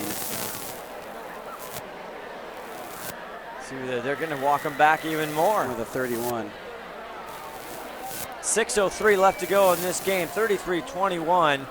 Snohomish trying to break what has been a drought and has not gotten a victory yet. Got a block in the back against Glacier Peak. Number 13, 10 yards from the spot of the foul. Second down. That's Alex Garrett called on that one. Now it's 2nd and 31. 2nd and goal from the 31. More shifts on the Panther side. Ziomas looking down in the middle again. Seaver Southern again, this time untouched. Touchdown, Glacier Peak. Boswell couldn't keep up. They've been in man coverage all night and with no safety help. And when in those situations, if the receiver can just beat his man, and if the ball's on target, it's a big play waiting to happen, and that's what happened there. Seaver Southern beat Boswell, but was able to break that one tackle, touchdown. Seaver Southern, he's been mostly seen on the hardwoods in his career for Glacier Peak. This year coming out big time, the senior receiver. He had a great first half, was quiet for most of the second half until this last drive with 2 huge catches. that may have just put this game away. Kevin Ramsey on for the extra point. They had some issues on the snap. Evan Christie down for the hold for Glacier Peak, the junior. Kick is And up, it's up, and and it is good. So Seaver Southard, I tell you what, the connection between Snohomish and Southard is heating up in the first 2 ball games. And if you have that along with Colton Bunt, that's a problem for defenses in the Wesco 4A as the season moves along, because you can't really shift your coverage on just one guy, because then you just leave the other guy one-on-one to burn you. Still 5:49 left. Here, the crowd really hasn't moved too much. And let's talk about that. Let's talk about the 4A first, Luke, as they get set. Snohomish right now just getting passed here by replay Rob, the stat man. Aiden Snohomish, this is just cold-blooded. 340 yards passing, 4 TDs. Seaver Southard, 127 yards catching with 2 touchdowns. That's just sick. And then you add what Colton Bunt did the second half, and also towards the end of the first half as well. Ramsey off to kick it. This one's deeper. And looks like it's taken by Johnston. He scoots up around past the 25 to the 27 or 28. Still think Snohomish, again, they had to play Shorecrest next week. They're in the 3A now. They're in the Wesco 3A South, and I think that's a division that's ripe for the taking for really anybody, because Maryville did not look like what I thought they'd be last week against Monroe, although Monroe's pretty good. So you have Maryville, you have Snohomish. Everett feels like they might actually have a chance to compete this year because they have a good senior class. Jodock going for a big play here again to Johnson. No, that's Stitch. Covered by Bach over there. It's incomplete, out of bounds, and that time they let Keegan Stitch see if he could bring it in downfield. Sean Bach is getting a workout tonight. Tell you what. 5:37 left to go in this one. So you have to feel that the Wesco 3A South is going to be a pretty wide open race this year. I think tonight notwithstanding, I think Snohomish will be a contender for it. And then Glacier Peak and Wesco 4A, I think them and Monroe, maybe Lake Stevens, although Lake Stevens had an impressive win last week against Stanwood. Stanwood's still a ways away from really being able to contend in their division. So to me, the Glacier Peak Monroe game, that's the big game of the year in the West Coast. That's a heck of a game. Jess Harris on the catch there, the 6'3" senior, getting a nice grab, and that's enough for a Panther first down. 5:13 left to go. Jodock to Stitch, stiff arms Bo Burns, and he'll grab a couple more yards. He's up to the 50. Stiffing arms? Stiff arm Stitch is what I was trying to get out. Again, I think they caught the Glacier Peak defense by surprise, running a little inside zone to Stitch. He'll add to his really impressive totals, rushing totals on the night, and it does stop the clock. But if you are going to run the ball, you better get something out of it like they did there. Just a junior. Seems like he's been around forever. Jodock goes across the middle, off the fingertips of Johnston that time. It's the second time he's had that happen. Had heavy heat coming from Colton Bunt, but they'll try again, 2nd and 10, right at the mid-stripe. And he almost if Johnston had caught that pass, he probably gets tackled by Bunt short of the first down marker. Clock's moving. I really almost think that in this situation, every throw has to be beyond the first down marker. So if you get tackled in bounds, it still stops the clock to move the chains. Jodock rolling to his right, dumps it down on his horse. Keegan Stitch, can he get stopped? Yes, finally Bunt grabs him, but he's finally out of bounds. There's a flag there right down on the 20. A massive gain, though, once again by Keegan Stitch. Boy, is he fun to watch. And you say you feel like he's been around forever. Well, he was playing varsity for them as a freshman, and he's still got one more year after this. 33-yard gain for Keegan Stitch, and we'll see what's holding on Snohomish. Be the result. So it'll be 10 yards. So Snohomish have the ball in the 30, so they'll still have a first down. Jim Erickson, the white hat, getting ready.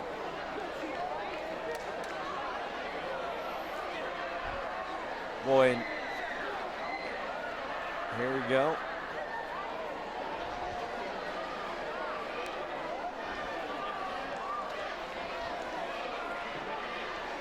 Only against Snohomish, that cost him 10 from the spot of the foul.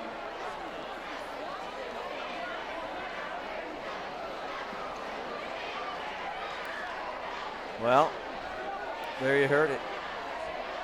First down, good. Losing 10 yards, not so good. Bothell improves to 2-0 with a 34-12 win over Kentwood.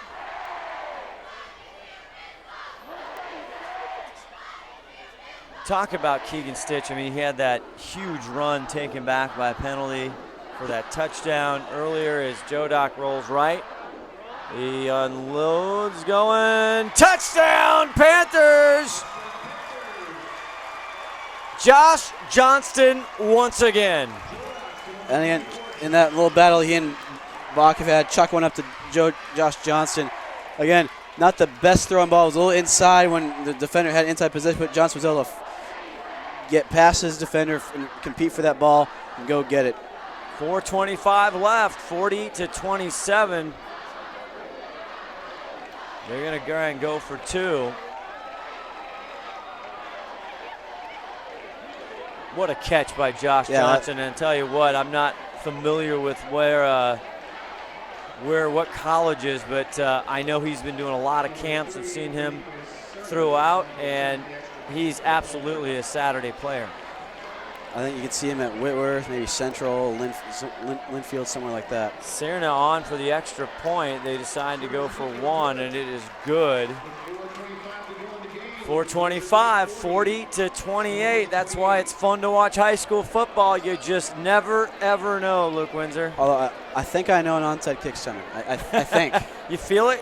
Well, with the way their Snohomish defense has played, and not in a good way, I think they really can't afford to give Glacier Peak the ball. Well, why not?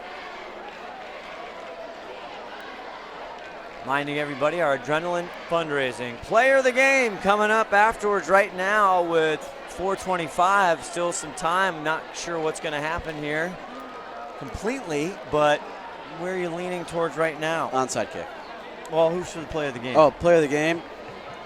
I think the one consistent in this game for Glacier Peak has been Aiden Ziomas.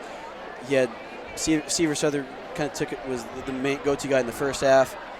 Colton Bunch in the second half, but the common denominator is Aiden Ziomas. All right, we'll see if anything changes with 4:25 left. Although if Snohomish can complete this comeback, then ask me again. I will. And this is the stuff you practice, again, still early in the season. Trying to perfect the sauce here with the onside. Whether it's a middle onside or you kick it out towards the side, this is more of a now surprise. Trying to shock him there. Fun play there as DeVries just is sitting nonchalantly in the huddle and then just turns and kicks it. I like that one. I like the design. He kicked it too hard. Yeah, he did. Because his players never had a chance to fall on it once he got past 10 yards. Trying to catch him surprised, but GP comes up with it, and they'll start again here at the 47-yard line. Do you still keep Aiden Ziomas in here with a 40-28 lead? Yeah, but I'm handing the ball off and maybe getting their Panther formation again. 2 timeouts for each club here so far. Glacier Peak welcome. They start their true 4A Wesco League next Friday night right here on STSPN. The Cascade Bruins come in. We'll have that here, 7 o'clock kickoff, 6:30 pregame. Ziomis gives it to Luke Wyatt, and he's hesitates. They almost had him. He'll maybe get back to the line of scrimmage. Again, great pursuit there by the Panthers. And Snohomish going to use one of the timeouts. Ethan Lewis shot through the gap here and slowed him down, and the rest of the defense kind of cleaned up. So there is a timeout. We will take a timeout. 40-28, 4:09 left. STSPN. Fred's Rivertown Alehouse timeout.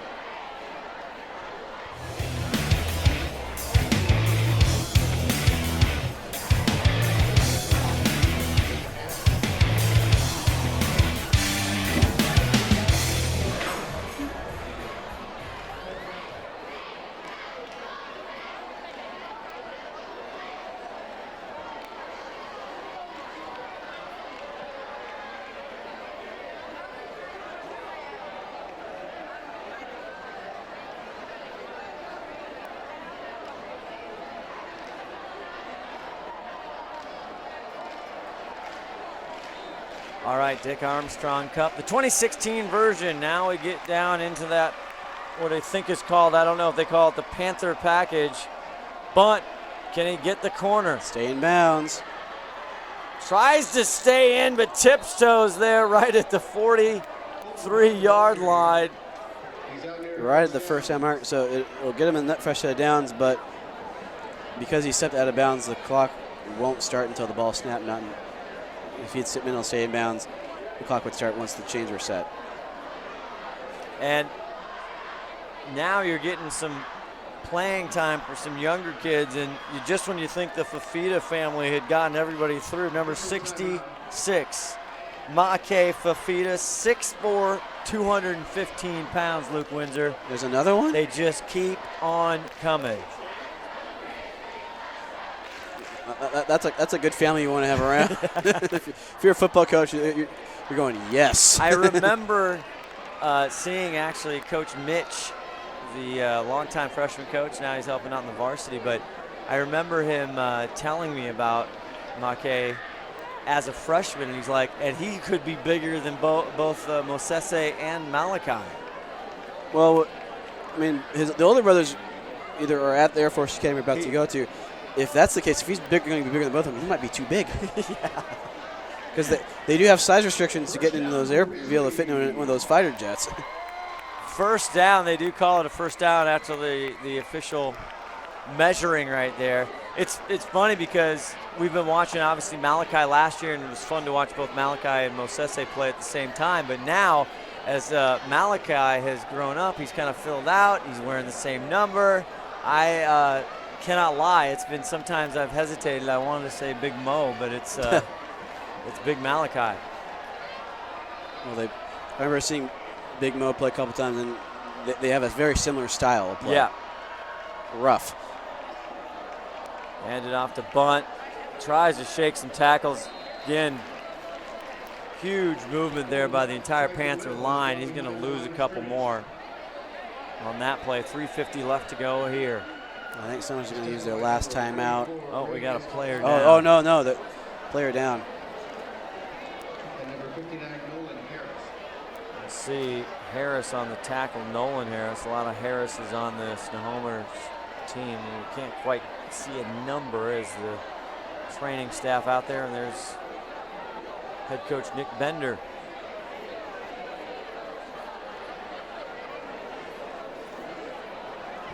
Glacier Peak, some new kids in there. Number 88, Trey Evans, who's a junior. A good experience from them, and that's, is that Alex Garrett, number 13? I think so, it is. The captain, the senior captain, Alex Garrett, so they can't have him. He's had a good night tonight, nice rebound. Had some misses last week, and I know he wanted to come back tonight and have a big game. Hopefully it's something serious. Cramps this early in the season are very common when it's still warm out and players are sweating a lot. 3:48 left to go, 40-28, 2nd and 12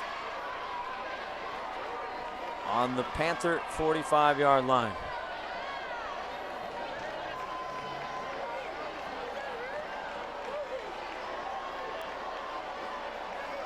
Ziomas in shotgun all night long. Hands it to Kamahara. Kamahara! Green light, makes a move, and finally taken down on a good tackle, but all the way to the 10. Devin Kamahara showing some power. And Snohomish with a run blitz. And the thing about run blitz is if you don't fill every gap, and if just one guy gets kind of moved out of position by a block, inevitably the running back will find that gap, and that's what Kamahara did, and it results in a big play because they had almost everybody up around the line of scrimmage. So once he could get past that first wave, it's smooth sailing. 34-yard pickup there for Devin Kamahara, the senior. And Kevin Lopez, good job. The only thing in his way, otherwise Devin be in the touchdown. 1st and 10 now at the 11-yard line. Aiden goes deep. Seaver Southern, 3rd touchdown of the night. Seaver Southern touchdown, Grizzlies. 46-28. Oh my, Seaver having a coming out party. And that was a perfectly thrown ball by Ziomas. The fade to the outside back shoulder, the back pylon of the end zone. Just a perfect pass. You can't defend a perfect pass, and that's what that was. I'm handing back the stat card for Aiden Ziomas for Rob to update. As, boy, what a battle for player of the game, the adrenaline fundraising player of the game between Aiden Ziomas and Seaver Southern. Or is that just in my own mind? It's in your mind. It's Ziomas. All right. Kicker Kev, as they call him. Kevin Ramsey on for the extra point. It is up, and it is good. They actually say his name? Kicker Kev. I usually just kicker. Aiden Ziomas. 353 yards, 5 touchdowns for the sophomore. My goodness. That's a night. Just another day at the office for Aiden Ziomas. I think he's earned himself a T-shirt. Remember meeting him when he was just coming in as a freshman at the spring game or the fall game, can't remember, and just a nice young man. His mom had because he's just such a slender kid and playing as a freshman, it just came to me. He was Baby Z. And his mom, one time we came to a game last year and she's got a sign, "Go Baby Z." But at some point, way to go, we're going to Mom. stop calling him Baby Z. I don't know. When your mom brings a sign like that, that can be permanent, at least through your whole high school career. He was 18 for 40 with 334 yards through the air last week in the loss to Bothell and had 3 touchdowns, 62 on the ground, and he's scrambled like a madman, and boy, he's adding some big-time totals. There's a kickoff here to Snohomish. Josh Johnston, who's had a heck of a night as well, takes from the 10, and he is stuck hard there. Around the 15 or 16. And if he has a kind of a baby face, forget about it. That name is sticking. Devin Kamahara had that 34-yard run. He did a nice job getting down there in special teams. He gets credit for the tackle. Good for him. Star running back, and he go down on the special teams and make a tackle. So at the end of the day, obviously bragging rights here in the crosstown rival, the Dick Armstrong Cup, but the coaches will always say it counts, but it doesn't count in league play. But it's still a game that everybody circles on their calendar. And here is Joe Dock getting sacked here deep. And that's got to be a fun big moment for 52. Dylan Schmurr, the senior Dylan Schmurr, 6'2". They're going to mark him down there at the 7. Well, at this point, if you're a front 7 player for Glacier Peak, you know they're going to throw the ball, so you pin your ears back and you go. Cole Bride, the senior. You try to have a group meeting at the quarterback. Painter running off. Yeah. And they're going to give it to Stitch on the right side. Stitch. It's across to the original line of scrimmage. Will gain 2. Clock ticking, though. 2:04 left in this one. So publicly, the coaches I think will say it's just another game. It's a non-conference game. Doesn't count the standings. But because it's the crosstown rivalry, it does mean a little something extra, non-conference game or not. Well, rightly so. We talked about, this is the year Snohomish. They had some power. It's his 4th year, and that one falls incomplete. And it'll be 4th down. Last try here for the Panthers, and rightly so. Again, that Snohomish is good. I think we'll have a very good year. It's only the 2nd game of the year. Coach Kai Smalley, like you said, he's been now with the freshmen when he first came in, are now seniors. They know the system. They've grown their depth. This is great experience. They're going to be fun. And, again, I think the Wesco 3A South is wide open, and Snohomish could very well be the strongest team in it. Brandon Jodak, a rifle right over to Johnson, and he falls out of bounds after giving the Panthers a 1st down at the 30-yard line. And even though the game is, for the most part, the outcome has been decided, you like to see that the Snohomish players are still competing hard, and they're still trying to move the ball and put another touchdown on the scoreboard. Jodak, which got turned off. Punches one in there. Did get turned off. That time a nice grab there by Jess Harris. Jess Harris on the reception.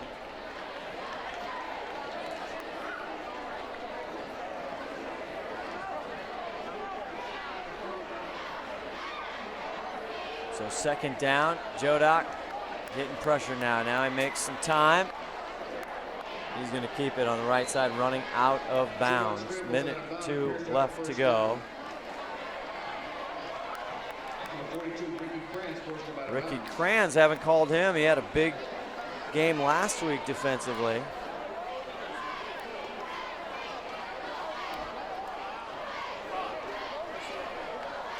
Minute 1 left to go, 47-28 in this one. Jodak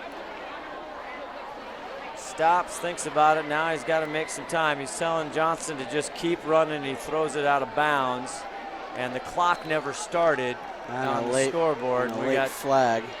All kinds of. Which did the official have to throw it right where the white stripe and a yellow stripe intersect?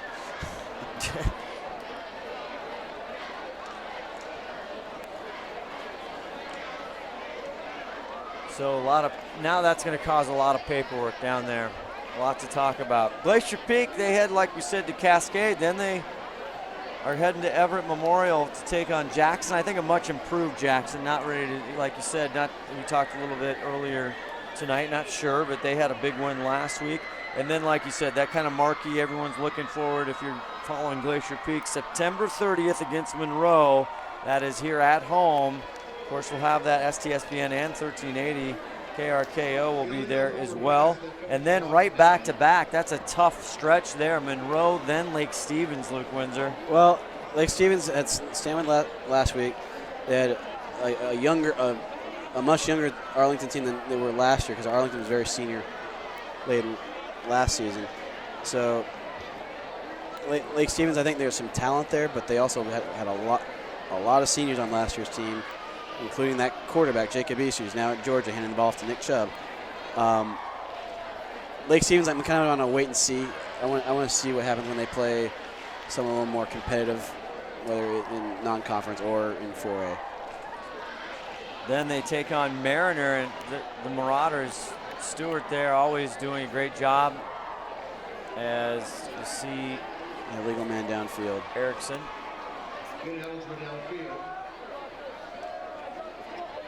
A lot to say there. And what's the down here? It's going to say 1st down. But Mariner, they're always, again, just so well coached, and they have some players coming back you never see. By that time of the season, everybody gets a little bit better typically if they avoid injuries. And the thing about Mariner is they typically have a lot of size up front, and they usually have a couple of good backs with some speed that can get outside. And Coach Mark Stewart is one of the most well-respected coaches in the area, so he'll have them well prepared. Ty Roth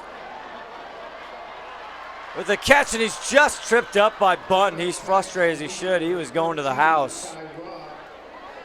We'll get across the 50 to the 47.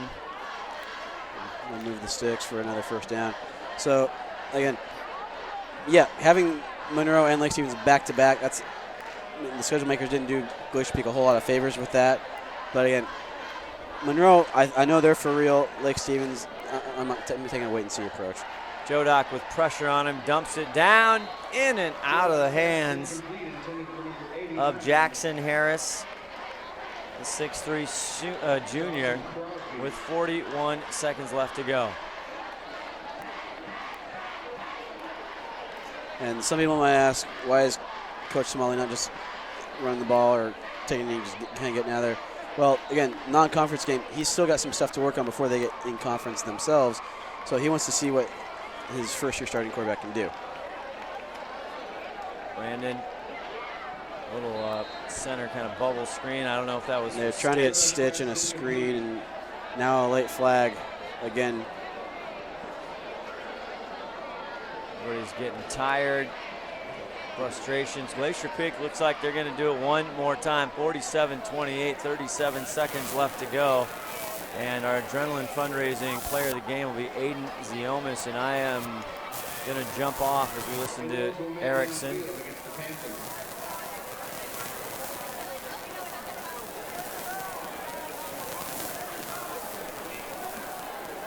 He's talking. I think he's talking to. I don't know. He's talking to a Glacier Peak captain, trying to figure out what they want to do. We'll see. So maybe now he's going to come up. There we go. On the offense, 5 yards previous spot, still third down. All right, Luke, you can take it from here. I'll try to muddle through and do what I can. All right, I'm going to run down.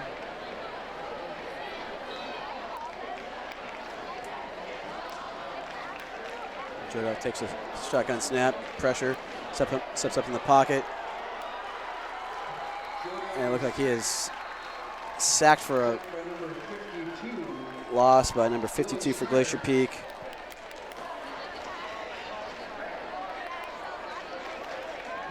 Dylan Schmer.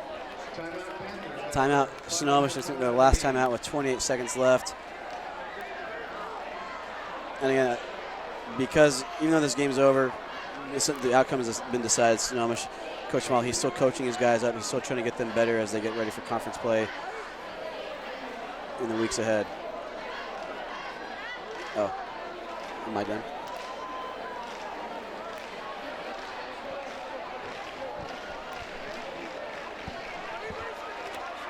Okay.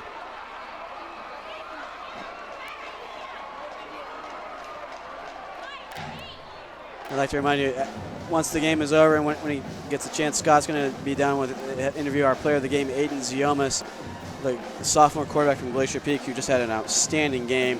350 yards passing, 5 touchdowns. Just as he said earlier, that's kind of Madden-like numbers. And now Snohomish it's about fourth and 21. Here, this could have, and if they fail to convert here, this will be the last play of the game. Because I would assume that Glacier Peak would take a knee. And Keegan Stitch takes the handoff, cuts back across the grain. He breaks free. He's going down the sidelines. It stays in bounds. Touchdown, Snohomish. Keegan Stitch. Well, you can't blame him for the loss for tonight for Snohomish. He's had a big night, probably over 200 yards rushing at this point. Big, long touchdown run by Stitch, 57 yards. That'll bring the Panthers to now within 13 at 47-34 with the PAT pending. Just, again, Keegan Stitch, great effort. He refused to go out of bounds. He may have stepped out of bounds, but the officials might have missed it, but it doesn't matter. With 16 seconds left. Here's a snap, hold the kick, up, and good. And with 16 seconds left in the fourth quarter, Glacier Peak now leads 47-35. Maybe probably a little too late for Snohomish, but again, it's good to see them competing all throughout this game. And now you'll see Glacier Peak ground their hands team to anticipate the onside kick that's probably coming.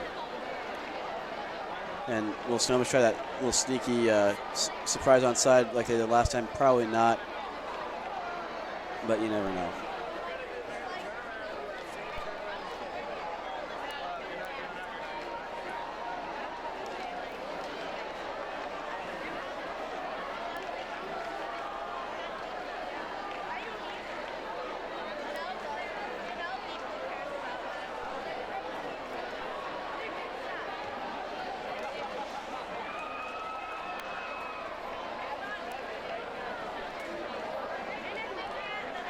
Yes, Glacier Peak does have their hands team out there.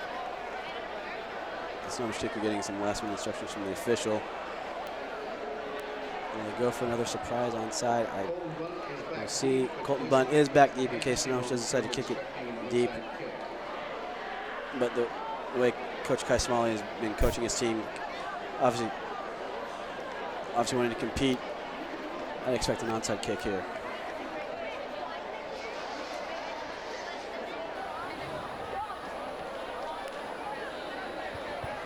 Hey, Scott. There's the onside.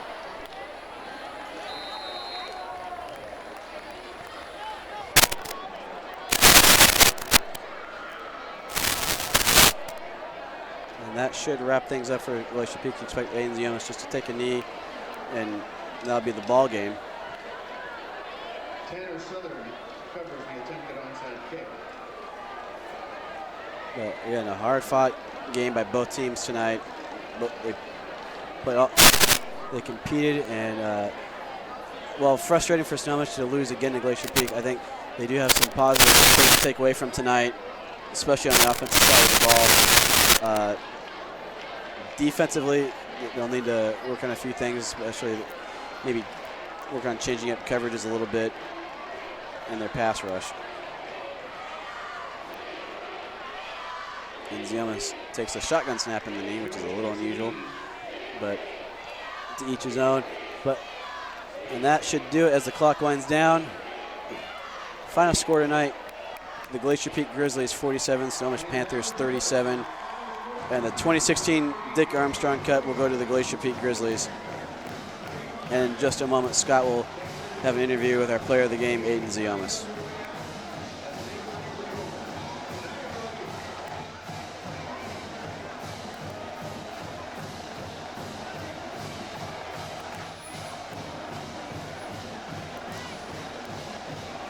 Again, a fun night of football here at Veterans Memorial Stadium here at Snohomish High School. As both teams conclude the non-conference part of their schedule and as they get set for conference play.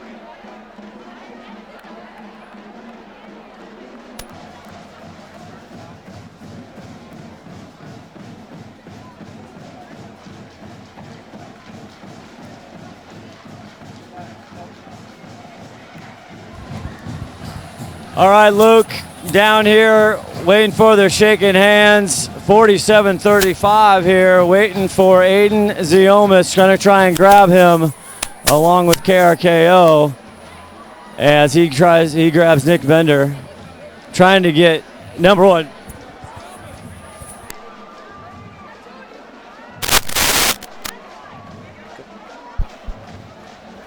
All right, I got Aiden coming over right here. All right, you guys got me? We got you.